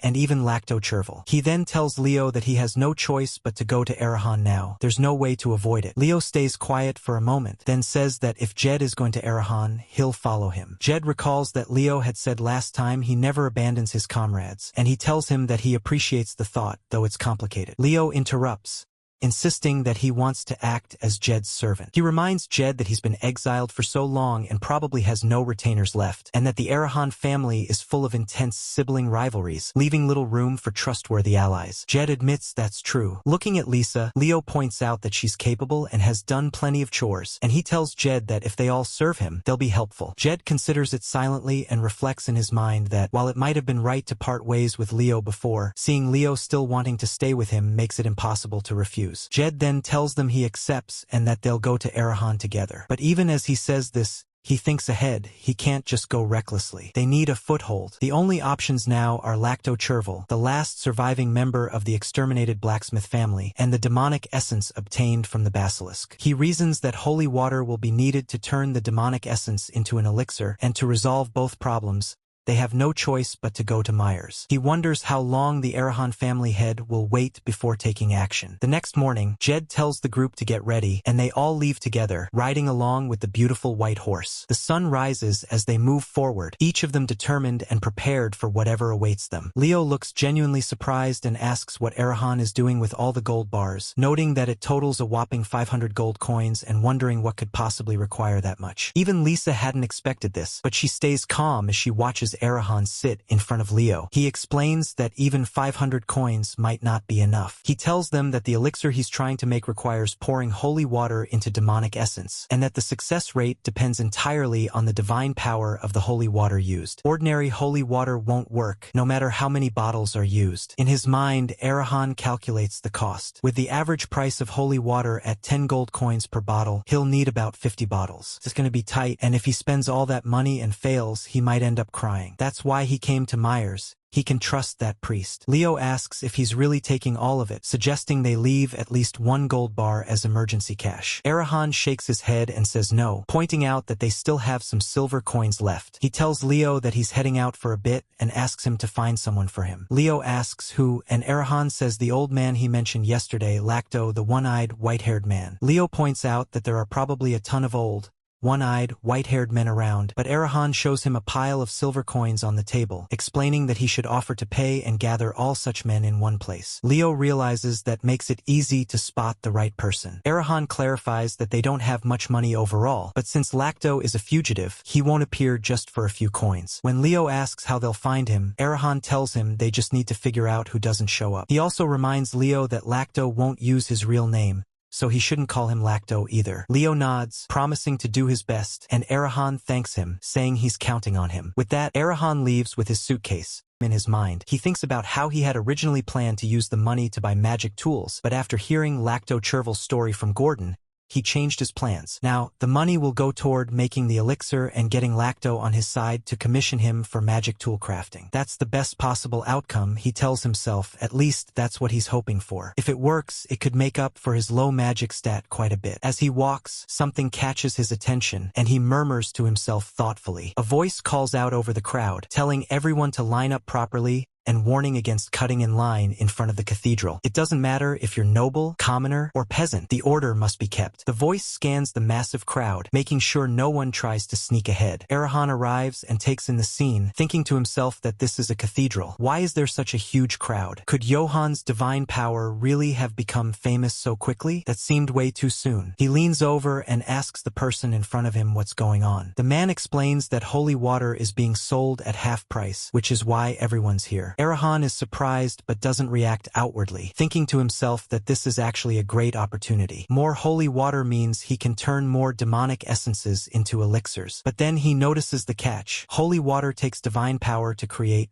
usually only 1 bottle per day. So how could there be so much holy water available for sale? Something doesn't add up. As the line slowly moves forward, the priest inside calls the next person. Erahan thinks to himself that he's only seen Father Johan in the game, so recognizing him by face alone is tricky. He steps forward and greets him formally. The man in front immediately responds politely, asking how many bottles he needs. Erahan goes quiet for a moment, his expression serious, and comments that the priest must be busy working all day. The man seems confused and asks what he's talking about. Without another word, Erahan slams something nearby and accuses him of being an imposter, insisting that there is only one Father Johann Chris at Myers Cathedral and demanding to know where the real Father Johann is. The man bursts out laughing and says he doesn't know what Erahan is talking about. He claims he really is Johann. Then, brandishing something sharp that glints in the light, he tells Erahan that if he has no other business, he should leave, reminding him that many people are waiting behind him. Erahan freezes for a moment, realizing this isn't going to be as simple as he expected. A voice from behind shouts at the crowd, complaining about the long line and saying that his child is sick, pleading for people to hurry. Erahan immediately warns the man that messing with the cathedral won't go unreported and threatens to inform the local garrison. The fraud just shrugs and says that if he's done anything wrong, he'll accept the punishment. Then he leans in close and whispers in Jed's ear, warning him to get lost if he doesn't want to die and not to get in the way of busy people. Jed doesn't respond. As day turns into night, Erahan sits quietly, thinking. He isn't even afraid of the Imperial Army, but he wonders whether the garrison could be backing these frauds. The Central Army enforces the Empire's law, but local garrisons in small towns are often corrupt. While writing a letter, he reflects that the situation might not be as simple as it looks, and since he doesn't know the full picture, he decides to check it out himself. He leaves the letter behind and sets off. Riding through the night, he reminds himself that there's a garrison fortress in Myers. That must be the place. When he arrives, he notices something familiar and murmurs to himself that it looks like Bahal's. Suddenly, the guards notice him and remark on Bahal's white horse. One of them immediately salutes Erahan and asks what brings him here. Jed says he has something to report and asks whether the general is inside. The guards ask if he made an appointment, and when he admits he hasn't, they tell him that's a problem and he'll need to come back. Jed presses, asking if the general is really that busy. One guard explains that it's not about being busy, it's just the general's policy. He never meets anyone without an appointment. Jed questions them further, pointing out that if the garrison is supposed to manage the region, shouldn't important reports be checked rather than sending people away? The guard apologizes, saying they're just following orders. Jed thinks there's no point arguing with low-ranking soldiers, but he still doesn't feel right leaving like this. Then, one of the guards salutes someone else. Jed turns and spots a figure, instantly realizing in his mind that this must be the general. He notes that the man doesn't look like he takes care of himself much for a night. He's clearly not in great shape. The general looks at Jed and asks who he is. Jed replies that he has something important to report. The general immediately questions why Jed is riding Bahal's white horse, implying he might have stolen it. Jed explains that it was a gift. In his mind, Jed notes that the general doesn't care about the report at all. If it weren't for Jinju, he wouldn't even be giving him a second glance. The general scoffs, saying he's never heard of anyone giving away a white horse and asks which order Jed belongs to, noting that he doesn't even look like a knight. Jed calmly tells him he's just a mage from a minor family. Even the horse seems displeased with the general, tossing its head and showing obvious unease. The general laughs, mocking Jed for daring to claim Bahal's white horse as a gift. Jed stays calm and insists that the general should hear his report first. The general questions him, and Jed quickly explains that there's a fake priest selling fake holy water at Myers Cathedral. cathedral, something extremely valuable. Before Jed can say anything else, the general's voice booms over the courtyard, ordering the guards to arrest him immediately. Jed is shocked in his mind. He's barely started talking, but the guards quickly surround him and his horse. The general commands them to throw him in jail and confiscate the white horse. At that moment, Jed realizes the entire thing is a setup. The garrison is in on it. His gut feeling had been right. The general taunts him, saying the kid will regret acting so cocky, and orders the guards to take him away. They comply, dragging Jed off as a prisoner. Jed, still composed, thinks to himself that the one who'll regret this is the general, even as the man threatens to break him until his bones crack. Meanwhile, at Bahal's mansion, Bahal watches as the emperor announces a great honor. Taurus bows and asks whether their family rescued the most people. The emperor confirms that the Bahal family saved 3,720 imperial citizens from slavers, while Arahan rescued 2,580. Normally, the emperor avoids stirring rivalry between knights and mages, seeking balance and harmony, but this time he's openly showing the rankings. Bahal notes to himself that the emperor must be very interested in this matter. Bahal notes that it's significant the Bahal family made the greatest contribution. The emperor tells him he'll need to go receive the imperial reward, warning that it's a long trip and to prepare early. Taurus, still puzzled and sensing some tension in Bahal's aura, asks what's going on. Just then, another figure enters, bowing respectfully. He reports that a boy is waiting outside the estate, asking to see Bahal. The man had been about to turn him away, but the boy insisted that he's a friend of Taurus and Jed Arahan, so the messenger decided to check. A voice from the back asks if the boy's name is Lu, and the messenger confirms that he really knows Taurus. Taurus asks why Lu has come all the way here. The king, now curious, observes silently. Taurus offers to meet him himself, but Bahal insists that they bring Lu inside, reasoning that Jed Arahan must have sent him. Taurus is surprised, asking if Jed really did send him. The emperor, projecting a furious yet controlled aura, says the boy claims he has something to tell him and that he should hear him out. The letter the boy carries is revealed,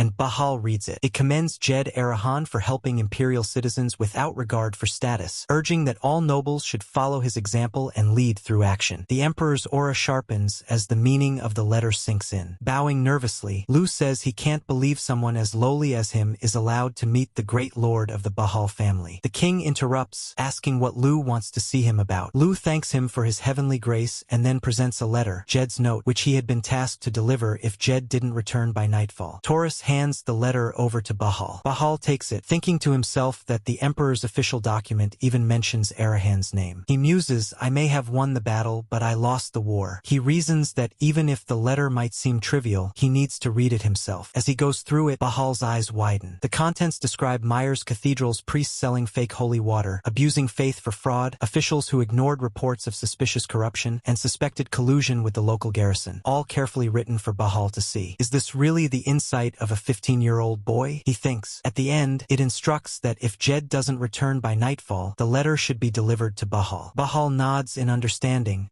realizing why Jed worded it that way. Leo, still worried, admits that he was concerned something might have happened to Jed and apologizes for coming on his own. Bahal praises him, saying he must have been scared but still found the courage to act for his friend, calling it an honorable act. Leo looks up, surprised. Bahal then orders some food to be brought for Leo and says he'll write a letter while Leo eats. Overwhelmed, Leo repeatedly thanks him while bowing, thinking to himself, just now he called me honorable. Knights really are amazing people. A maid brings the food, and Leo begins eating, noting that it tastes far better than what they get at Barty's home. Meanwhile, in a dark, filthy cell, rats and cockroaches scurry around in search of water. Tied up by his legs and hands, Arahan is exhausted but still going through his exercises. A guard stands nearby, shaking his head and thinking, that crazy bastard's been at it for over 2 hours. A bored guard mutters that they hung Jed up for torture, but whatever the hell he's doing makes the guard feel like he's losing his mind. The smell in the cell is making everyone sick. The general arrives and a guard snaps to attention, reporting up the chain. The general asks why Jed is acting like that. The guard, saluting, says he doesn't know for sure, but that Jed's been repeating the same strange routine the whole time. Every guard on duty before him gave the same report. The general notes that Jed must be tough, and they open the cell to drag him out. The general tells Jed that depending on his answers,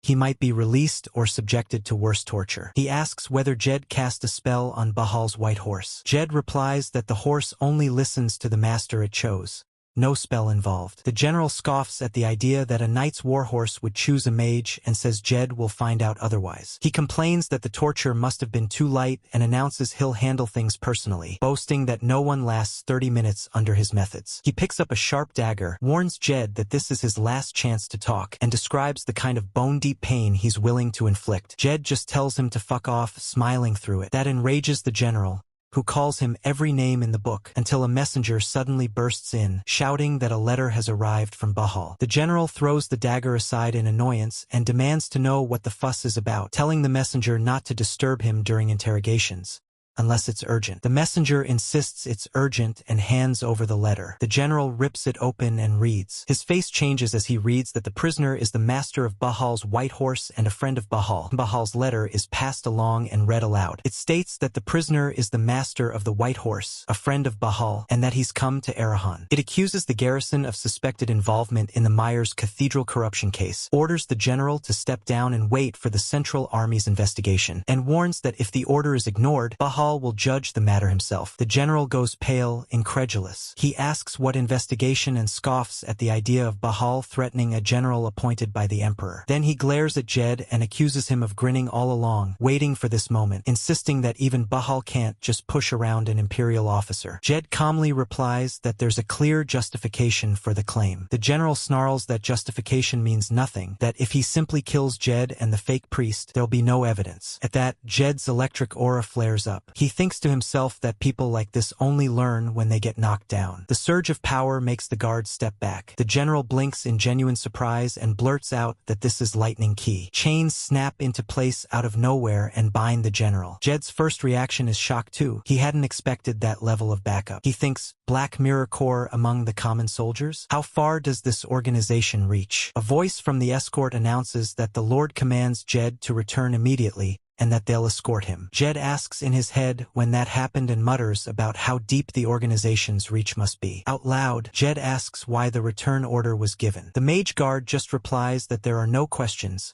only orders. The Lord's command must be followed. Jed tries one last time to buy time. He pleads that he still needs a few days to secure the elixir and to find Lactocherval. The mage guard is firm and repeats that it's impossible. They simply follow the Lord's orders. Jed realizes he has to stall. He thinks that if he goes back right now, he's as good as dead, and the Lord must know that. The guards stay silent, the tension thick as they wait for him to decide. Jed tells the mage escort to convey a message to the Lord, ask for a little preparation time so he can survive in the family. He adds that if the Lord still orders him to return, he will comply without complaint. One of the guards acknowledges this and immediately leaves to deliver the message. Jed thinks to himself that the Lord of Arahan must have been watching his every move through the Black Mirror Corps. The biggest concerns are obvious: the killing of the slave merchant DeVito and his visit to the Bahal family. He knows there will be questions about both, so he has to prepare carefully. Soon, the leader of the Black Mirror Corps returns. He informs Jed that the Lord has agreed to give him time, but only a strict 14 days to return to the family. Jed realizes there's no room for extension. The countdown has officially begun. The countdown had begun, but Arahan thinks to himself that at least he's been given a bit of breathing room. 14 days, that's all he has. He tells himself he'll need to move fast. The leader of the Black Mirror Corps adds that the Lord has left the matters of Pullman and Myers Cathedral in Jed's hands. An investigator will arrive soon, and he's expected to handle things wisely. That's the Lord's message. It's a little surprising for Arahan. He says that an investigator is already on the way, even though he expected it would take at least a day. In his mind, he starts wondering if the Black Mirror Corps pulled strings for that too. The more he learns about them, the more he's impressed and honestly a bit envious of how efficient they are. Then the leader says there's one more thing. Jed asks what it is, and the leader explains that the Lord hopes he won't hide the fact that he's of Arahan blood anymore. Jed frowns at that, saying he doesn't quite understand. Then it hits him. Could they be talking about his lenses? He asks if they mean he's not supposed to wear them, and the leader confirms it. Jed can't help but feel irritated. He asks why they even care now, thinking how these same people didn't mind throwing him into prison earlier. The leader, however, simply says he's delivered all of the Lord's messages and leaves, just like that. Jed sighs, thinking how they always show up, say what they want, and vanish without any explanation. 2 hours later, the Imperial investigator, Cox, arrives. He says a young boy has done something remarkable by uncovering corruption within the Imperial Army, and he asks which family Jed belongs to. The Emperor, he says, intends to commend such achievements personally. Remembering the Lord's words, Jed removes his contact lenses. No more hiding. He then introduces himself, saying he's Jed Arahan, the 7th heir of the Arahan family. Cox is taken aback at first but quickly bursts into a laugh, saying what a coincidence it is. So this is the same Arahan mentioned in the Emperor's official document. Jed blinks in confusion, wondering what document he's talking about. Cox seems surprised that Jed doesn't know and explains that his name appears in an official letter written by the Emperor himself. He even shows the document, pointing out the mention of Arahan's name at the end. Cox says the Emperor praised him at the Imperial Palace and that he'd been eager to meet him in person. Jed still doesn't quite believe it and asks how the Emperor even knows about him. Cox explains that His Majesty often speaks freely with people, regardless of their rank, and that some of those who were recently rescued mentioned Arahan by name. Jed thinks quietly, could it be Gordon? Jed remembers Gordon saying he'd repay the favor, but he never imagined it would come back like this. Investigator Cox tells him the Emperor will be pleased, and that this is good news for Jed's family as well. Hearing the word family stirs something in Jed. Jed then asks Cox for one favor. He wants to handle the Myers Cathedral case to the end himself. Cox says he understands and agrees. Jed can finish what he started. While bowing, Jed thinks that Cox is exactly what you'd expect from a Central Army investigator, ready to give up personal credit and still back the right action without hesitation. Jed thanks him and Cox laughs, amused at receiving gratitude from an Arahan. He praises Jed's manners and calls it refreshing. Jed, in his head, wonders whether those so-called scoundrels are really all there is in Arahan. When Jed marches through town with the Central Army troops behind him, bystanders whisper and point. People ask what the Central Army is doing in Myers and trade rumors. That General Pullman was arrested, that he had a backdoor deal with the cathedral, and that the priest was a fake. The crowd is angry. At the cathedral entrance, Jed confronts the fraudsters directly. He tells them he'll count to 3 and that anyone who doesn't come out before then will die. When silence follows, one soldier suggests dragging them out by force. Jed warns that weapons and mana use are prohibited inside imperial cathedrals and that it would be dangerous. Another soldier suggests waiting for authorization papers. Jed refuses to wait. He says he doesn't have time and that he'll handle it himself, asking the soldiers to stay put. The soldiers are shocked and worry aloud about what might go wrong, but Jed insists it's fine and steps forward. Some of the soldiers mutter that Jed can't use magic, so what tactic could he possibly have? Another suggests they should follow him in. Then Cox arrives with the authority papers, and the troops cheer that with authorization there's no reason to hesitate. Cox holds them back and explains that he gave Jed the command insignia specifically so Jed could finish the case himself. The soldiers push back, worried about armed men inside the cathedral and the liability if anything goes wrong. Cox asks them if they really understand why Arahan is feared and respected. When a guard answers that it's because Arahan is strong, Cox corrects him. Strength alone isn't the reason. Arahan always keeps their word. Jed opens the cathedral doors to reveal a huge group of fraudsters inside. Cox nods and says the real danger is people who don't care about means or methods. That's what makes them scary. The soldiers suddenly get it. Jed calls the fraudsters out, accusing them of cheating imperial citizens, and walks in. Cox, watching, remarks that today's protagonist will be that Arahan. Screams erupt from inside, then the noise cuts off. The soldiers outside fret that Jed went in alone, but moments later figures start coming out, bound and defeated. Jed is the one who subdued them. Everyone is stunned. Cox, however, isn't surprised. He asks Jed how he managed to take them down without using mana. Jed says it wasn't that difficult. Cox congratulates him, saying once again that Arahan commands his respect. Jed tells Cox that the fraudsters were selling fake holy water and that there are likely many victims, so the matter needs proper handling. Cox assures him that of course they will take care of everyone affected. Jed tells them that as the investigator, he'll take responsibility and handle the rest. Then he turns toward the cathedral and says that it's safe to come out now, addressing the father directly. Everyone watches as an elderly priest slowly steps out. Whispers spread immediately. People recognize him. Some shout that it's Father Johann, and soon the crowd is in tears, thanking the Lord for keeping him alive. The fraudster, meanwhile, looks annoyed by all the commotion. But then Father Johann steps forward and heals the very man who deceived everyone. Jed can feel it too, the warmth of the divine energy filling the room. He quietly notes that this must be divine power, a force so comforting that even an observer feels it deep within. The Father then tells everyone to repent and live according to the Lord's will, promising that the Lord will always be with them. One by one, people apologize and promise to change. The entire hall erupts in joyful praise as they chant that Father Johann has returned. When things settle, the Father formally introduces himself again as Johann Chris, the 49th Imperial Priest. He expresses his deep gratitude to Jed Arahan for fulfilling the Lord's will and invites him for tea. Jed agrees without hesitation. Before they can leave, Cox calls Jed over. He tells him that he wants to give him something as a token of appreciation. Jed looks at it and instantly realizes it's no ordinary gift. It's the investigator's insignia, a symbol of authority that allows one to command Imperial forces. Cox confirms it, saying that with this insignia, any Imperial unit will follow Jed's orders anywhere in the Empire. Jed hesitates and asks why Cox would give something so powerful to him, wondering aloud how Cox can be sure he'll use it properly. But Cox doesn't let him protest. He insists,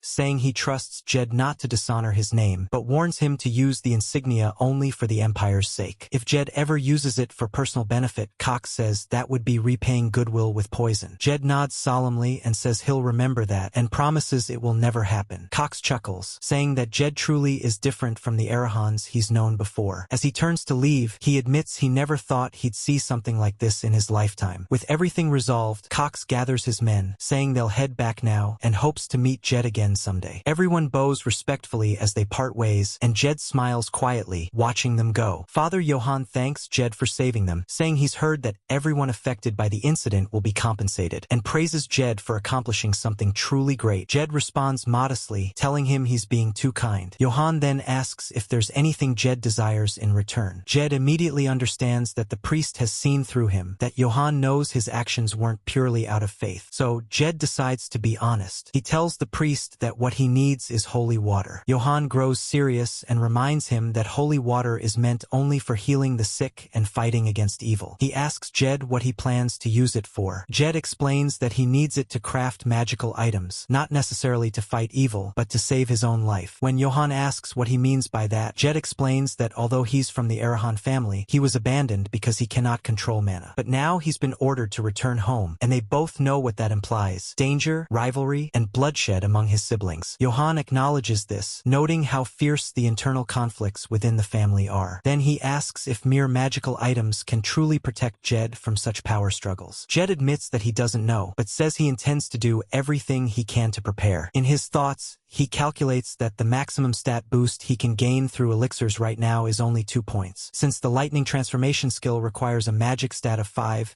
it would be a huge difference for him between a technique that can be used only with desperate willpower and one that can be activated freely. Johann stays silent for a moment, gazing down into his reflection in the teacup. Then he says that he's heard rumors about Jed before, about how he defeated that notorious slave trader who was secretly backed by the Arahans. Perhaps, Johann says, it was divine will that this same Arahan came to Myers to protect the Lord's sanctuary. Maybe helping him now is also part of the Lord's plan. He then opens a small box he had kept aside and explains that he made these bottles of holy water over a long time, pouring all his divine power into them. Their strength, he says, depends on how much holy energy they hold, and these are among his finest creations. The bottles glow softly with radiant, healing energy. Even Jed is astonished, feeling the warmth and purity emanating from them. He thanks the priest sincerely for the precious gift. Johann smiles and adds one last thing, offering a small personal blessing and wishing that the Lord's grace will always stay with Jed. Later, inside his room, Jed lays out all the items he's collected and just stares at them in disbelief. For a moment, he wonders if he's dreaming. The item he'd once wanted so badly while playing the game is now right in front of him, the priest's mark. He keeps repeating it to himself, half in awe, half in amusement. The priest's mark, a priest's personal guarantee. It might not sound like much at first, but in this world, it carries enormous weight. After all,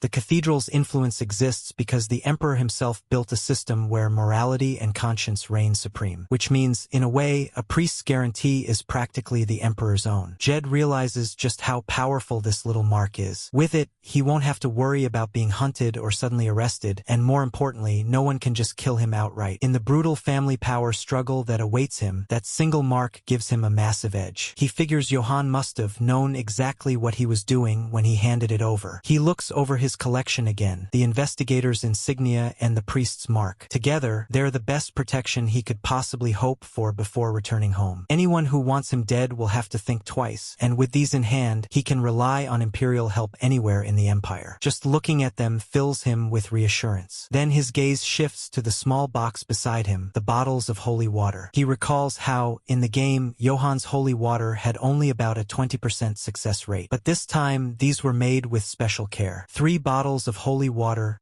1 demonic essence. That's all he's got. He mutters to himself that it'd be nice to succeed on the first try. He opens 1 bottle, takes a deep breath, and starts the process. If he runs out, he can always come back for more, he tells himself. As the holy water flows over the dark, pulsating essence, there's a sudden flash of light. The essence changes, transformed completely. Success. Jed's eyes widen, and he can't hold back a grin. He actually did it on the first try. Without hesitation, he gulps it down. A faint shimmer spreads through his body, and soon after, a system notification appears. Magic stat increased by +1. Current magic 4. Just as he predicted, he laughs out loud, barely able to contain his excitement. If the next one works too, that means his magic stat will hit 5. 2 bottles left, 1 essence. He rubs his hands together, muttering little prayers of please, please, as he pours another bottle onto the essence. And once again, the light flashes. Success. Jed nearly jumps up from his seat. He can't believe it. 2 successes in a row. He laughs and shouts to himself that this is insane. Out of 3, he's nailed 2 on the first try. Maybe that rumor about Johann spending an entire week perfecting the holy water was true after all. With the last bottle of holy water glowing faintly in his hand, Jed hesitates for a moment. He thinks to himself that, with this much divine power packed into it, it's practically like having an extra life, something too valuable to waste. But he decides it's worth it. Once he gulps it down, a rush of warmth spreads through him, and another notification appears before his eyes. His magic has reached 5. A new message pops up, additional magic available. Lightning transformation greatly enhances the caster's physical abilities. Gains shield effect proportional to magic power. Jed just stares at it for a second, then bursts out laughing. He can't even contain the excitement. The tension he'd been carrying vanishes instantly. He says to himself that, if lightning transformation had required magic 10 instead, he'd probably be crying right now. The sheer relief makes him laugh even harder. He sits there, grinning like a kid, thinking this is actually more fun than playing the game itself. The next morning, Lou is waiting for him, flipping through some notes. Lou says he's been looking for those one-eyed, white-haired people that Jed mentioned, and there are about 40 of them in total, not as many as expected. Jed agrees, saying that sounds about right. Lou explains that he gathered most of them in one place by offering money, and 34 actually showed up. So, the person Jed is looking for has to be among the remaining 6. When Jed asks if he's found them, Lou proudly says of course, and even notes down their exact locations. They can probably find the target by tomorrow. Jed grins, impressed, and tells him that'll make things a lot easier. Lou, clearly fishing for approval, says this is basic work for him. He can handle much harder tasks too. Then he asks, half jokingly but half hopeful, whether Jed thinks he's capable enough. Jed doesn't answer right away. He looks at Lou for a moment, then finally says that Lou doesn't need to try so hard. He already knows he's smart, and more importantly, Jed tells him that he'll take responsibility for him and his sister till the end. After all, they're his first real companion. That line hits both Lou and Lisa right in the heart. Their eyes start tearing up instantly, and Jed can't help but sigh, saying they shouldn't get emotional over something that should be normal. He even jokes that there must be something wrong with them, maybe a disease of oversensitivity. Just then, a woman approaches them. She looks at Jed and asks if those red eyes mean he's Mr. Jed Arahan. Jed raises a brow and asks how she knows him. The woman laughs and says that if anyone in Myers doesn't know who Jed Arahan is right now, they must be a spy. Apparently, word has spread fast. The young Arahan who punished the fraudsters, protected the cathedral, and saved Father Johann. As Jed glances around, he notices all the people looking at him, whispering. For a moment, he thinks everyone's staring because of of his red eyes. But now he realizes there's another reason entirely. People are murmuring excitedly all around him. That's Jed Arahan. Hey, look, it's that guy, the one who saved the cathedral. And as he walks through the street, even though he tries to keep a straight face, Jed can't help but smirk just a little. As Jed walks through the streets, whispers ripple through the crowd around him. Some people stare wide-eyed, others lean close to each other, muttering nervously. One man says something about how they shouldn't look directly at an Arahan, because making eye contact could kill you. Another replies that it's fine. Jed's supposed to be the Lord's messenger, after all. Someone else adds that they always thought Arahans were ruthless, but maybe not all of them are like that. Lou glances around, clearly confused by the sudden attention, while Lisa clings to his arm, whispering that she's scared. Then the whole crowd starts speaking in unison, their voices overlapping. They thank Jed for protecting the Myers Cathedral, saying they'll remember his good deeds for generations. Some even bow their heads in respect. Jed, however, feels completely overwhelmed. He thinks to himself that he's faced plenty of crazy situations, but this level of attention is just embarrassing. Trying not to make it obvious, he leans toward Lou and Lisa, quietly whispering that they should slip away before it gets worse. They start moving through the crowd, trying to keep things casual, when suddenly Jed's steps falter. A strange sensation hits him.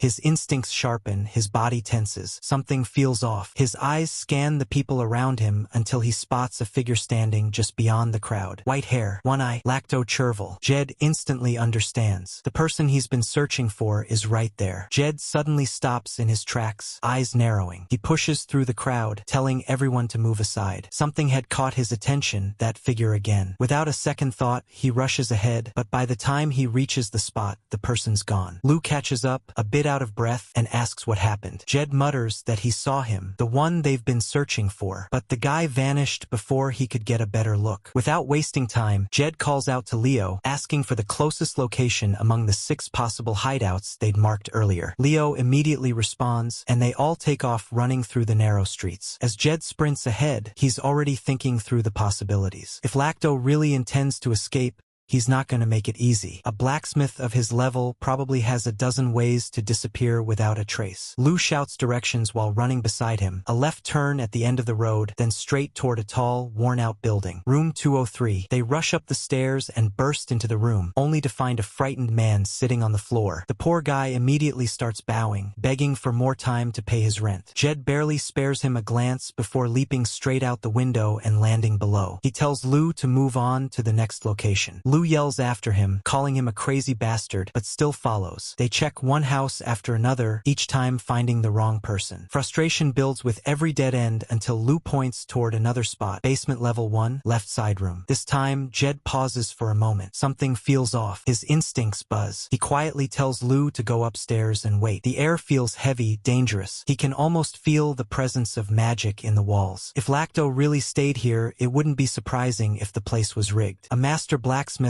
on the run wouldn't leave his back unguarded. Without hesitation, Jed activates magic lightning transformation. Blue sparks crackle across his body as he steps forward. A second later, a blinding explosion tears through the room. The system notification flashes before his eyes. Magic lightning transformation deactivated. Trait, Immortal Challenger activated. When the smoke clears, Jed notices the faint glow of blue fire licking at the debris. Blue flames, not something you see every day. Even for advanced magic tools, producing blue fire requires enormous energy. But this, just a simple trap created it. Lou rushes down, shouting to check if Jed's okay, but Jed barely hears him. He's too busy analyzing. Blue fire is supposed to be a superior flame attribute, something even high-circle mages struggle to produce. If Lacto can make this kind of explosion with a trap, his skill level is beyond anything Jed expected. He mutters in frustration, looking around at the wreckage. Everything's blown to pieces. If not for Immortal Challenger, he would have been dead instantly. He knows that trait well. He used it countless times back in the game. Simple, with Immortal Challenger, no one can one-shot kill him. Still, the fact that it even triggered means that explosion wasn't a joke. He thought it would be something around a 4th or 5th circle level blast. But for Immortal Challenger to activate, it means he just survived something far beyond that. Jed stared at the scorched floor, thinking that trusting the trait had been risky. Dying once hadn't felt good at all, and he realized he absolutely had to catch Lacto and make him his ally. Lou paced nearby, frustrated, telling Jed that it was ridiculous they were being treated like suspects when they were clearly victims. Jed shrugged and explained that since they were the only ones at the scene, if they couldn't prove it was a trap, they'd look guilty. He also pointed out that being from the Arahan family and having fire magic didn't help their case. Jed crouched to inspect the debris, noting that the explosion had burned everything, leaving no evidence. Lu asked what they should do next, whether to escape before the Imperial army arrived or seek help from the Bahal family. Jed shook his head and said it was better not to involve them, explaining that the Black Mirror Corps would react strongly. Lu understood immediately. Suddenly, a voice announced that Myers' local garrison General Madden was demanding Jed come out immediately. Jed told Lu and Lisa to stay put, saying he'd handle it alone. Lu tried to protest, but Jed had already stepped outside. The soldiers immediately noticed him, and someone shouted to restrain him. Another soldier hesitated, pointing out that Jed had a priest's mark. Jed confirmed it, explaining that Father Johann of Myers Cathedral had given it to him. Madden realized his mistake, apologizing for not recognizing it sooner. Jed waved it off. Madden introduced himself and asked if Jed had been at the site of the explosion, since his name had come up in witness statements. Jed calmly explained that he had been caught in the explosion himself, confirming that he was a victim rather than a suspect. Madden asked why he had been there, clarifying that it was just procedural. Jed explained that he had been searching for someone and had accidentally walked into the trap, admitting that he had been as surprised as anyone else. Madden nodded, saying he understood. Jed thought to himself that thanks to the priest's mark, no matter how suspicious he looked, Madden couldn't treat him like a criminal. He realized this might actually be a blessing in disguise. Having the local garrison on his side would make finding the hidden Lacto much easier. Jed asked Madden if he could possibly lend some help. Madden explained that the Imperial Army couldn't act on personal matters and that public authority couldn't be wasted without justification. Jed considered this for a moment, then showed his investigator's insignia, asking if that would count as justification. Madden's eyes widened in surprise, asking how Jed had come to possess it. Jed explained that Investigator Cox had given it to him, saying that displaying it would allow him to receive assistance from Imperial forces. Madden nodded, acknowledging that under Imperial law, they were required to cooperate with insignia holders. Still, he thought to himself, a priest's mark and an investigator's insignia. What kind of Arahan was this? Jed reminded him that this wasn't just a personal matter. It was about catching the perpetrator of the explosion, something the local garrison should naturally handle. The garrison saluted immediately and promised full cooperation. Jed thought to himself that the priest's mark functioned as an exemption right, while the investigator's insignia acted as a command right. He instructed them to start by drawing the perpetrator's appearance and to find someone suitable. Madden assured him it would be done immediately. Lu opened a window nearby, making some weird faces as he started working on it. By the next morning, the face was plastered on a poster across the city, a bounty of 50,000 gold coins with instructions for informants to report to the elm tree outside the south gate, warning that if the perpetrator wasn't found in 3 days, the city would be sealed and searched. Onlookers murmured among themselves, impressed by the bounty and comparing the sketch to the bomber from yesterday. One man stayed silent, staring at the poster and wondering if the drawing had misrepresented him, but he quickly decided it must have been deliberately drawn differently. Lacto, disguised among the crowd, watched the posters and thought to himself, but why on earth? He noticed people around commenting on Jed's determination, and he wondered if Jed actually wanted to meet him. He thought about the danger, realizing that if luck ran out, things could get bloody. As he left, Lacto told himself he'd understand Jed's plan when they finally met. He mused over how many cities he'd crossed while being a fugitive and thought he might be ready to put an end to this life. He had lived long enough and had no regrets. Among the crowd, he tried to stay hidden and observe. Suddenly, a voice from behind warned him that his disguise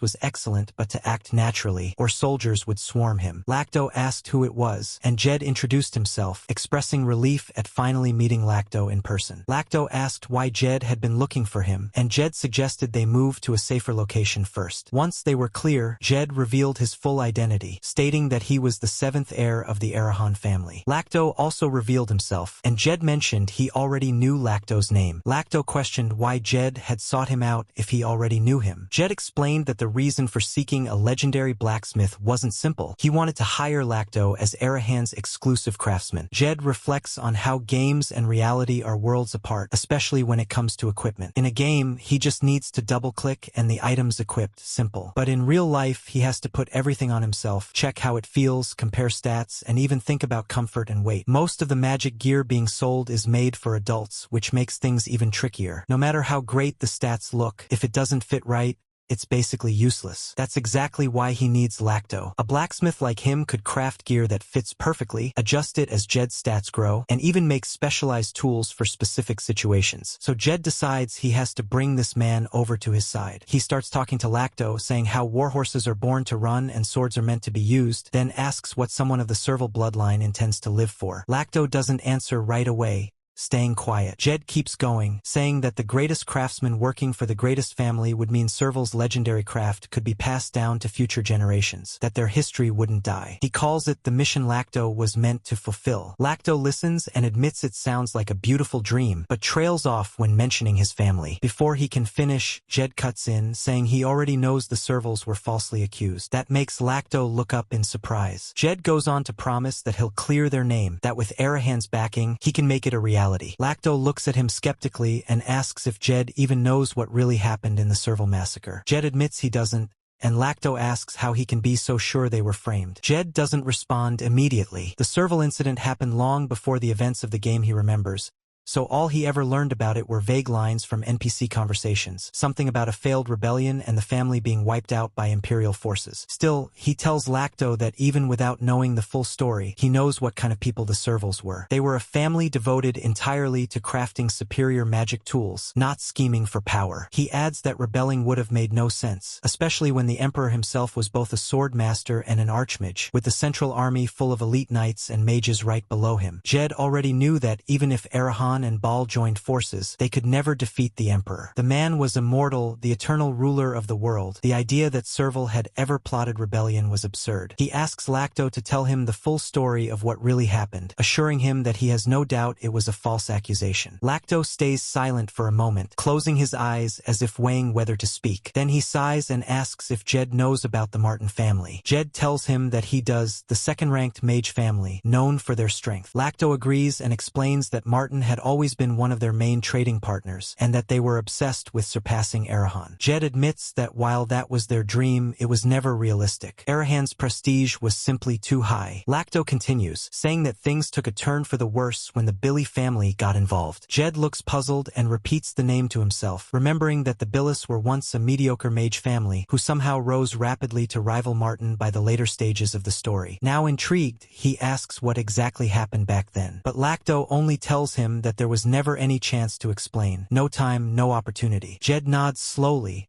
starting to grasp the kind of situation it must have been. But deep down, a thought lingers. Was Arahan really uninvolved? If his own family had played a part, bringing Lacto back could be dangerous. Arahan never traded with Serval. They might have seen them as competition for supplying top-grade magic tools to other noble houses. And if the Black Mirror Corps had been involved, it would have been the perfect cover-up. No trace left behind. He reminds himself not to jump to conclusions, deciding to hold back judgment until he knows more. Jed tells Lacto that if mages were responsible, Arahan can help resolve the matter. Lacto asks if he can really stand by those words. Jed answers that he will, promising to keep his word and extending a hand toward him. Lacto hesitates, staring at the hand in silence. Inwardly, he tells himself that maybe it doesn't matter anymore, that placing his hopes in someone one last time might not be so bad. Finally, he reaches out and shakes Jed's hand, agreeing to go with him as long as Serval's techniques and legacy can live on. And just like that, the forgotten craftsman and the determined heir form a fragile bond, one built on hope, doubt, and the promise of redemption. Jed turns to the group and tells them it's time to leave. With his first companion now by his side, Baal's white horse carrying them forward, the investigator's insignia and priest's mark in his possession, and the last living bloodline of Serval traveling with him, he wonders how much all of this will truly mean once he returns to Arahan. Still, as he clenches his fist and lets a faint smile cross his face, he tells himself that maybe, just maybe, he can pull it off. Later,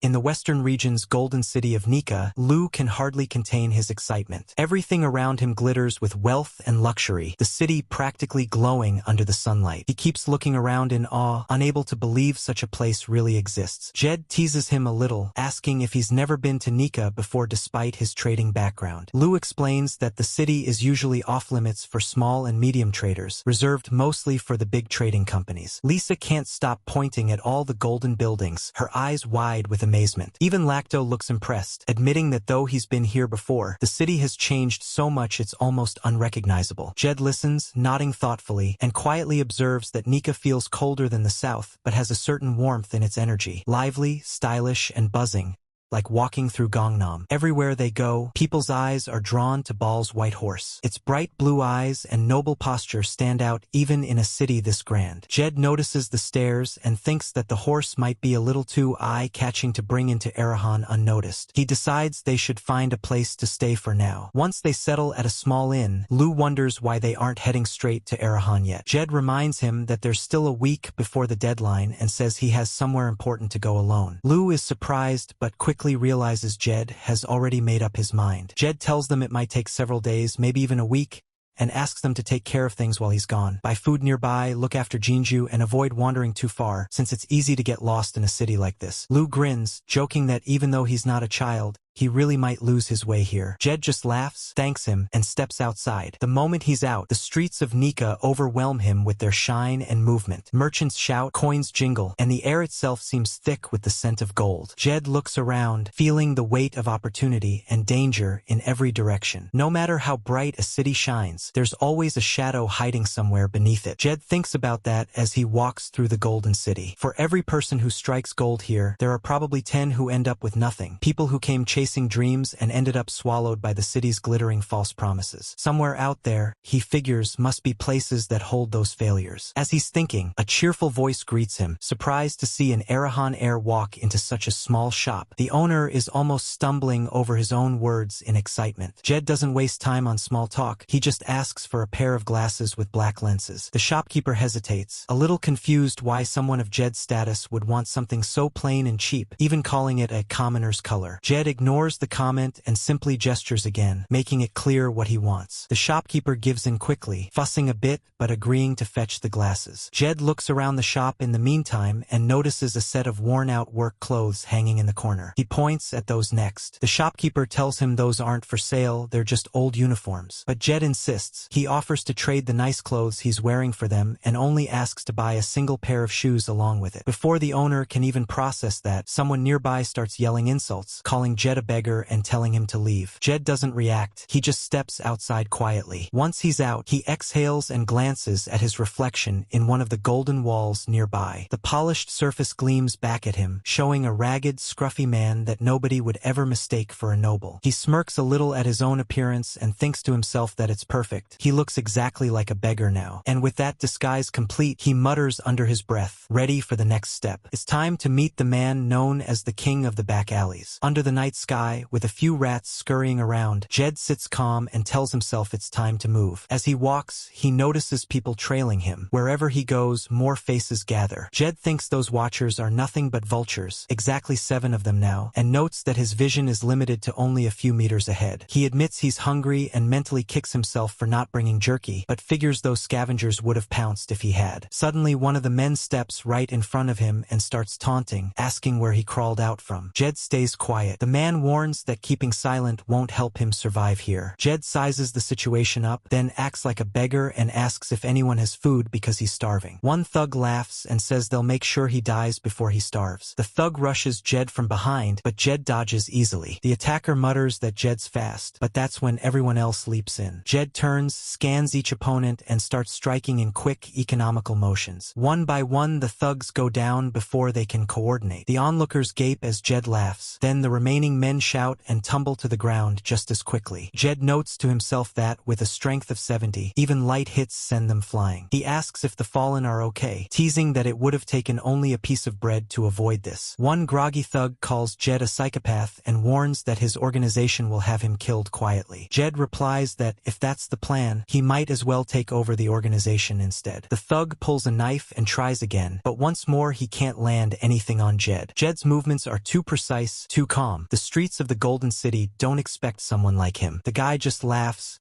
clearly amused that Jed dodged his strike, and mutters that this isn't some ordinary opponent. The others call him their squad leader, which instantly grabs Jed's attention. He quietly repeats the word squad leader to himself and thinks that catching such a big fish on his first day might just fast-track his plans. One of the bystanders yells that Jed should show some respect because the man standing before him is none other than Lord Kinjara, the legendary assassin who once made the whole of Nika tremble. The others warn Jed to beg for his life if he wants to live. Jed, instead, just slips into his fighting stance and mocks the situation, saying that if this legendary assassin is only a beggar squad leader now, maybe his legend was oversold. That jab gets under Kinjara's skin. The assassin grits his teeth, furious at Jed's arrogance, and rushes forward. But his strikes keep missing. Jed weaves between every blow. Kinjara pauses mid-fight, realizing the kid actually has potential. He admits grudgingly that if Jed lived long enough, he might have become strong someday. Jed, still calm, thinks to himself how wild it feels to get a talent review from someone who's basically a world-class killer. But Kinjara says this next move will be different. He channels mana, a lot of it. Jed immediately senses the surge and realizes this guy's control is at least 4th circle level. He had assumed the legendary assassin talk was an exaggeration, but now it's starting to sound legit. For an unaffiliated killer, reaching that level without a noble family's support is seriously impressive. Kinjara laughs darkly, saying that Jed should have known his place, and then spreads his aura like a storm before charging again. The air distorts with pressure, and even though the assassin's speed blurs, Jed stays unshaken, or maybe Kinjara just thinks he's frozen in fear. He decides to test it for real, striking from above. Suddenly, 3 blades come down at once. Jed barely reacts in time. The knives clash against each other when he moves out of range. The assassins freeze for a second, stunned that he dodged a perfectly synchronized triple attack. They demand to know if he's a knight or a mage. That's when Jed finally pieces it together. They're not one person at all,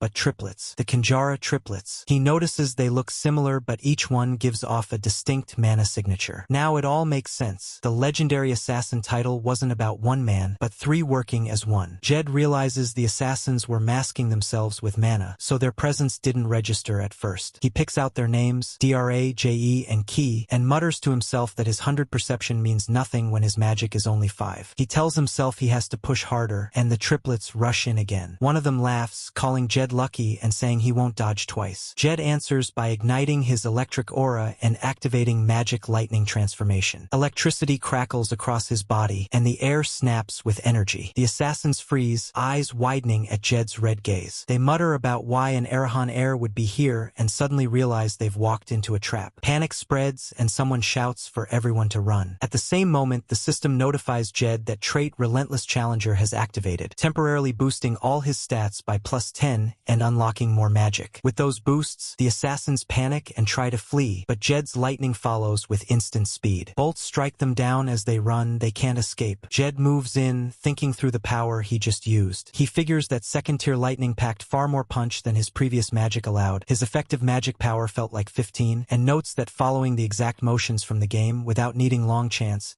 gave him a huge edge. Then someone yells, calling others over. Jed freezes, hoping it's not the city guard. Footsteps and voices begin converging, and he decides to melt back into the shadows. Before vanishing, he grabs one of the fallen assassins and drags the body away to hide it. He knows the attack was loud and messy. Keeping low is the only option. From the darkness, he watches while the arriving people start investigating. One guard notices blood on the ground and begins to follow the trail. Jed curses under his breath, thinking the assassin may have left that trail on purpose. He'd hoped to wrap this up quietly, and now the trail might lead right to him. Jed realizes there's no way out now, so he decides to step forward and show himself. The guards instantly raise their weapons and shout for him to stop. He waves a hand casually and says they should focus on cleaning up the scene instead of pointing spears at him. The guards blink, confused for a moment, then one of them straightens up in shock. He quickly says that they meant no disrespect, that they were investigating an explosion they'd heard during patrol, but adds that Jed doesn't look like young Master Tunda. Jed recalls the name in his mind, thinking that Tunda is the 6th heir of Arahan. Out loud, he introduces himself as Jed Arahan, the 7th heir. Internally, he notes that it's not surprising they don't recognize him. After all, he's been locked away for so long. The guards immediately bow, apologizing again and again. Jed keeps a calm expression and says if they're after the one responsible for the explosion, he saw them fleeing in the opposite direction. They thank him for the information and rush off. Jed exhales lightly and smirks to himself, thinking how easily everything was resolved with just a few words. His Arahan status really carries weight in this city. He turns his attention back to the unconscious assassin nearby and checks his pulse. Still alive, though barely. Jed thinks that lightning strike hit a lot harder than expected, then hoists the man up and moves him to a quieter place. After a while, the assassin stirs, blinking weakly. He recognizes Jed and murmurs that he's an Arahan heir. Jed tilts his head, thinking, finally awake. Huh? Then he tells the man to call the others out. Within seconds, the remaining assassins appear from the shadows, dropping their weapons and bowing deeply. One of them pleads for forgiveness, saying they didn't realize who he was,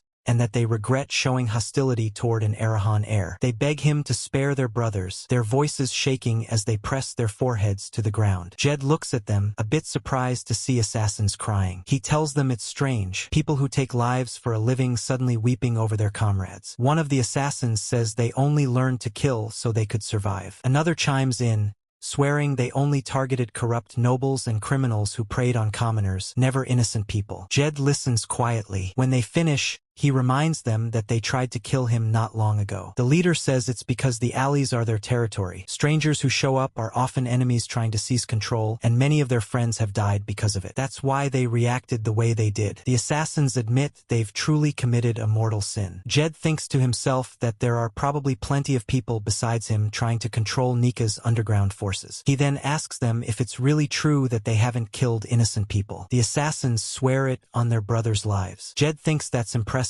If it's true, their contracts probably never paid much. The assassins explain that what they really care about is keeping their family and brothers safe, a lesson drilled into them by their master. Jed reflects that murder is evil, but to commoners oppressed by nobles, the Kinjara brothers must have been the only hope. Jed sets a condition. He wants them to guide him to their boss, and in return, he'll help heal their brother. The assassins are stunned and go silent. They insist it's impossible, saying they can't betray their comrades for survival. Jed reassures them that he only wants to meet their boss to buy information, with no intention of causing harm. The assassins counter that everyone says the same thing, yet their boss has never sold information once. Jed smiles slightly and tells them he knows. The assassins are taken aback. Jed promises on the Arahan name that even if the deal fails, he won't harm their comrades. The assassins hesitate, pointing out that they don't trust Noble's words. Jed thinks that's fine. If they had trusted him instantly, he might have doubted their sincerity. He then tells them there's no other way. They should restrain him. The assassins look shocked. Jed continues, saying they can hold a blade to his throat and blindfold him if they want. That's the only way they'll trust him. The assassins begin to protest, but Jed interrupts, saying that if they still refuse to trust him, he won't hand over their brother either. He reminds them that trust goes both ways. The assassins exchange glances, then nod. They agree to guide him to their boss, but first, they blindfold him and tie his hands. Jed thinks about how he'll have to navigate blindfolded, realizing it's finally time to meet the king of the back alleys. 2 hours later, the night has grown even darker. As they travel, Jed can't help thinking that somehow, it feels like they're just going in circles. Jed tells the assassins to stop wasting energy and asks if they're looking for the Black Mirror Core. He warns them that if that's the case, they should guide him directly, because the Corps would already know their boss's location. The assassins insist even the Black Mirror Corps wouldn't know where their boss is. Jed shakes his head and explains that they clearly don't understand Arahan. From his experience, the Black Mirror Corps would know not just their boss's location, but the full extent of their reach. The assassins are surprised and just nod. Jed tells them again to just guide him. The assassins murmur, worried, asking if the Black Mirror Corps is nearby. Jed admits he doesn't know, but adds that no matter what they do, they couldn't even touch the Corps' toes. He's not underestimating them. They're on a completely different level. The assassins nod, acknowledging this, and soon they reach an underground cavern. One of the assassins tells him they've arrived. The boss, Eddie, the king of the back alleys, asks sharply why Jed is there and whether the rules were forgotten. The assassins quickly apologize, explaining that Jed said he wanted to deal directly with the boss. Jed thinks to himself that this must be the king of the back alleys. Eddie snaps at them to remove Jed immediately, but the assassins hesitate. They can't act against him. Jed produces a bottle of holy water and tells the assassins to make Eddie drink it. The assassins are shocked, stammering, unsure what it is. Jed explains that it's holy water and will heal him quickly, reasoning that since they've kept their promise, he should keep his. Jed thinks it's a bit wasteful, but he can't think of a faster way to heal Eddie. The assassins quietly thank him as they make Eddie take it. Once Eddie feels better, Jed tells him he wants to make a deal. Eddie initially scoffs, telling him to get lost, but Jed calmly reaches for the book Eddie had been engrossed in and takes it. Eddie's anger flares as he shouts at the audacity, then notices Jed's identity and mutters in shock. He's an Arahan. He glares at the assassins, accusing them of betrayal. One of the brothers quickly defends themselves, explaining that it's not betrayal. Jed promised he wouldn't harm their boss or comrades. The king laughs and tells Jed that he's heard that kind of noble bullshit many times before, that nobles are all just bastards. Jed thinks to himself that Eddie, the king of the back alleys, is a genius among geniuses who never forgets anything he's seen. Eddie tells Jed that he's young, but he's not Tunda Arahan. His face is unfamiliar. Jed thinks Eddie has him figured out. He's Arahan's youngest, the one abandoned in detention. Jed confirms this and remarks mentally that it's surprising Eddie knows even that much about him. Eddie acknowledges that Jed wants to make a deal, but claims he doesn't want anything from him. Jed asks how he can be so certain without even hearing him out. Eddie scoffs and says that nobles' minds are predictable, offering gold coins or trying to clean up a commoner's status. He rhetorically asks if he's wrong. Jed remains silent. Eddie mutters that he knew it all along. Jed thinks about Eddie's exceptional intelligence, how he tried for government positions multiple times, only to be repeatedly blocked due to his lowly birth. This shaped him into someone who hates nobles and considers everyone else stupid. Jed smirks and notes mentally, just like in the game. Then a voice, presumably Eddie's, says that what he'll accept as the price for this deal isn't money or status laundering. Eddie confirms he won't go that far, then finally offers that he'll give information. Jed nods and tells him that he'll buy that information with information of his own. Eddie raises an eyebrow and says Jed's an interesting guy. Buying information with information? Jed tells him that's right, since that's the only thing Eddie actually wants. Eddie asks how he could possibly know that, and Jed thinks to himself that of course he knows. Making contact with Eddie from the mid-game is crucial, like finding a hidden piece in a game. Jed tells him he remembers everything he sees once. Eddie smirks and says he's pretty smart, but Jed shouldn't jump to conclusions. Jed doesn't argue. He just stays silent with that calm, unreadable expression. After a moment, he points out that Eddie clearly likes reading, but there's only one book in the room, which means he probably throws away the ones he's finished. Eddie laughs and says that's a good observation, asking what else Jed has figured out. Jed tells him that Eddie's already interested in making a deal. He could tell from the way Eddie subtly turned his body toward him. That catches Eddie off guard for a second, but he quickly recovers and admits he'll listen to what Jed has to say, saying that much time investment seems fair. Jed then explains that what he wants is information about Arahan, everything about his brothers, to be specific. Eddie assumes it's because of the family infighting and tells him that information can be money, weapons, or even a shield, but the key thing is, what will Jed pay with? Jed answers that he'll pay with information Eddie doesn't know. Eddie grins slightly and says he won't know that until he hears it. After all, he already knows most things. Jed coolly replies that he won't be telling him right now either. That annoys Eddie, who says this isn't much of a deal. Jed's info might be worthless. Jed shrugs and tells him it goes both ways, because when it comes to Arahan, he probably knows more than Eddie does. Eddie scoffs and says it's ridiculous. Jed only came looking for him because he was scared. Jed admits that he did come here thinking there might be something he didn't know, but if Eddie can't agree to the trading method, then there's no point continuing. In his mind,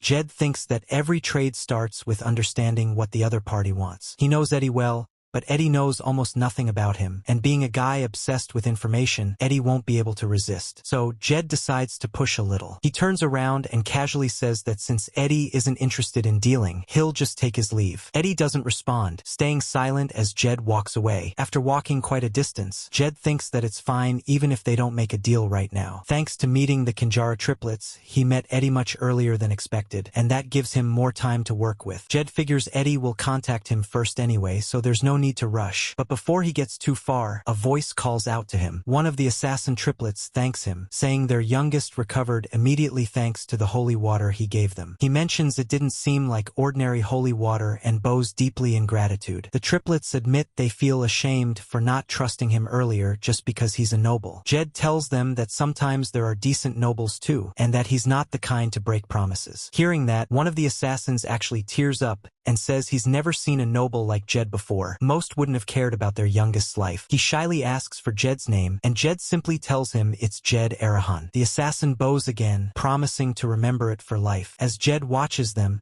he realizes he had his own prejudice against assassins. He thinks about how strong their loyalty is, how deeply they care for their comrades, and that maybe they're better people than he thought. Then he asks if they're the Kinzara everyone talks about, and they confirm it with a nod. Jed thinks to himself that reaching the fourth circle is impressive for assassins, and there are 3 of them. He figures if he can bring them to his side, they'd be a big help in the infighting later. So he tells them to come with him, which leaves the triplets visibly surprised. Not long after, Jed finds himself sitting in front of Eddie again. Eddie looks at him with mild amusement and remarks that he actually came back. In his head, Eddie assumes Jed must have realized how important information about his brothers is. He then asks what brought Jed back since he had acted disinterested and stormed off earlier. Jed calmly tells him that he wants to buy the Kinzara triplets. Eddie begins to respond, thinking it's about the information again, but stops midway, confused. He asks if Jed really came back for those guys instead of the info on his brothers. Jed tells him that he doesn't need that information, that no matter how he thinks about it,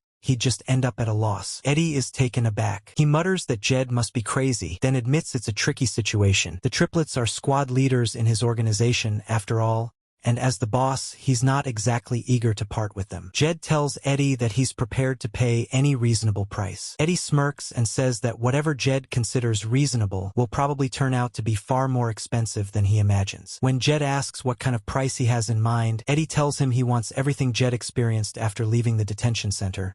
How he got out, what he did afterward, the whole story. In Eddie's mind, money doesn't mean much. Information that satisfies his curiosity is the only real currency. And the mysterious return of the youngest Arahan, once abandoned in detention, is exactly the kind of juicy story that would keep him awake at night. But Jed only gives him a calm look and says that his capacity is smaller than he thought. That hits Eddie like a slap. He glares and repeats, almost offended, asking if Jed really just called him small-minded. Jed nods, saying he expected Eddie to demand something more impressive, but then adds that everyone lives within their own limitations. That last line finally breaks Eddie's patience. He grabs Jed by the collar and snaps, calling him arrogant. He rants about how Jed only got where he is because of his noble birth, that he's got no real ability, just a lucky bloodline. But through all of Eddie's yelling, Jed stays perfectly calm, quietly holding his gaze. His silence makes the air heavier, and even Eddie starts to feel uneasy under that cold, steady stare. The triplets quickly step in, trying to calm things down, reminding their boss that Jed is an Arahan heir. That finally makes Eddie pause. He lets go, clears his throat awkwardly, and apologizes, saying he got a little too heated. Then, trying to recover his composure, he asks what kind of conditions Jed would set instead. Jed simply asks who Eddie thinks is standing in front of him. Eddie answers that it's an Arahan heir, but Jed points out that just a moment ago Eddie had called him sir. He asks if that was wrong. Eddie admits it wasn't, a little unsure where this is going. Jed then tells him that if he were in Eddie's position, he'd be thinking about how to use nobles rather than hating them. He says this is the perfect time for Eddie to do that. Eddie raises an eyebrow, asking if Jed is really suggesting that he use him. Jed nods and explains that he knows how obsessed Eddie is with information, but that the information one can gather from the shadows will always be limited. Eddie sighs and says that's just how things are. He can't help it. Jed shakes his head, telling him that he still doesn't understand. Eddie, starting to lose patience again, says Jed hasn't actually explained anything clearly. That's when Jed calmly tells him not to stay hidden in the dark anymore, to step into the light, and that he'll help him do it. Eddie looks at him like he's crazy. He says it's impossible, that Jed has no idea what he's talking about. Jed tells Eddie that he's willing to offer something concrete, a building in a prime location where Eddie can run his own detective agency. He explains that since nobles are the ones who move the world, Eddie will need to deal with them directly if he wants to gather real information. Eddie immediately shoots back that it's not about money. He insists he didn't fail to rise up because he lacked funds. It's because commoners aren't allowed to buy or sell property. Jed simply shrugs and tells him that's not a problem. He'll be the building's owner himself, and Eddie will just run his business there as a tenant. That catches Eddie off guard. He hesitates, trying to process what he just heard, and Jed keeps going, saying he'll even assign members of Arahan's magic corps to provide security for the place. He points out that, with those kinds of conditions, it's practically a perfect setup. Eddie can only manage a faint, uncertain, while Jed continues, explaining that this isn't charity, it's a partnership. Jed tells him he'll help Eddie step into the light and achieve what he wants, and in return, Eddie will provide him with information. Both sides benefit equally. In his mind, Eddie starts calculating. With this, he could finally access noble-level information, not just the scraps he gathers from beggars and the streets. If Arahan's magic corps really provides security, it'd be like having a fortress of information, a diamond fence protecting his operation. But can he really trust this offer? Still, the temptation is too strong. Eddie asks if Jed is truly serious about providing both the building and the security team. Jed confidently tells him he never breaks promises and points at the triplet assassins behind them as living proof. Eddie looks at them, once enemies, now quietly standing behind Jed, and realizes this noble really might be different. He knows an opportunity when he sees one. This is his best shot to climb higher than any commoner ever has. Without hesitating further, Eddie reaches out and shakes Jed's hand, agreeing to the partnership. Jed smiles, saying that Eddie made the right choice, but then reminds him that every deal needs a down payment. Eddie blinks,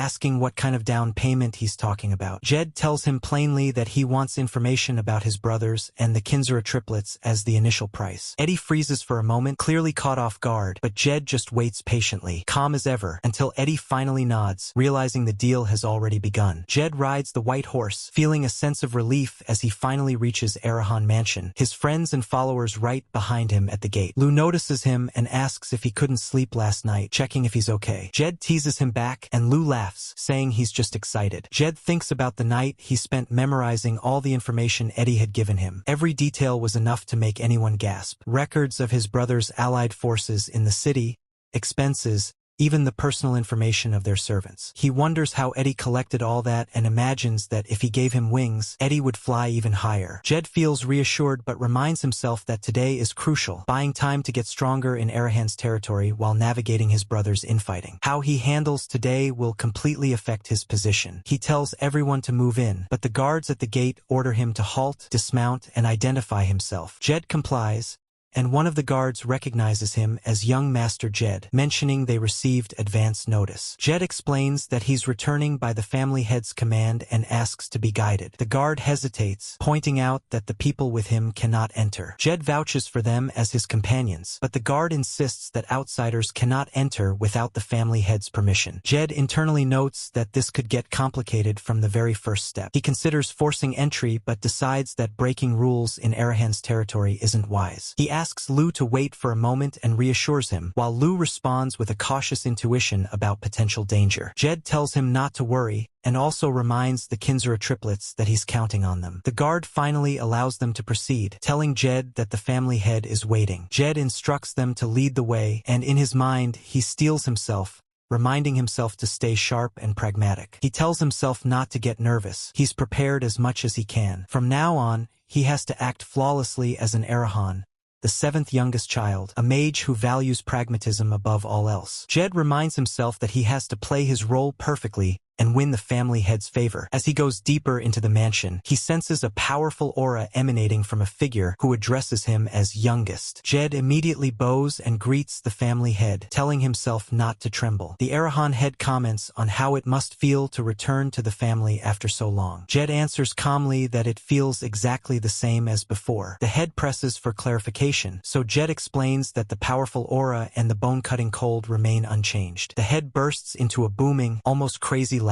The aura is so intense that Jed can feel it pressing against him, his ears ringing and vision blurring from the vibrations. The head remarks that it sounds like Jed can sense his father's aura, but Jed insists he couldn't possibly gauge the realm of an archmage. He notes that the head is one of only 2 archmages in the Empire, the one who killed his brothers to claim Arahan's throne, Janedyne Arahan. Janedyne comments on how much Jed has changed, recalling him as a weak child. Jed quickly counters that the word weak doesn't suit an Arahan, earning another loud laugh from Janedyne, which only increases the overwhelming pressure in the room. Janedyne reflects that there's no way his child could be powerless, noting that Jed has awakened lightning ki. This surprises Jed, but he calmly explains that he understands it's superior to the existing 4 main attributes. Janedyne, intrigued, asks how Jed obtained such a power, noting that Arahan's history never records anyone gaining abilities beyond fire. Jed internally notes his surprise at Janedyne's interest, then comments that it's not so shocking, given the infinite potential of Arahan blood. Janedyne probes whether Jed was surprised at acquiring lightning ki, and Jed humbly says that such a rare and blessed power naturally belongs to Arahan. Janedyne laughs again, praising Jed for saying exactly the right things. Jed inwardly groans, feeling his insides twist with each booming laugh, silently wishing it would stop. Janedyne chuckles darkly, noting that it's been a while since he last laughed. He explains that he called Jed back because of lightning ki and wants him to research and develop it. If Jed can reach a meaningful level, Janedyne claims,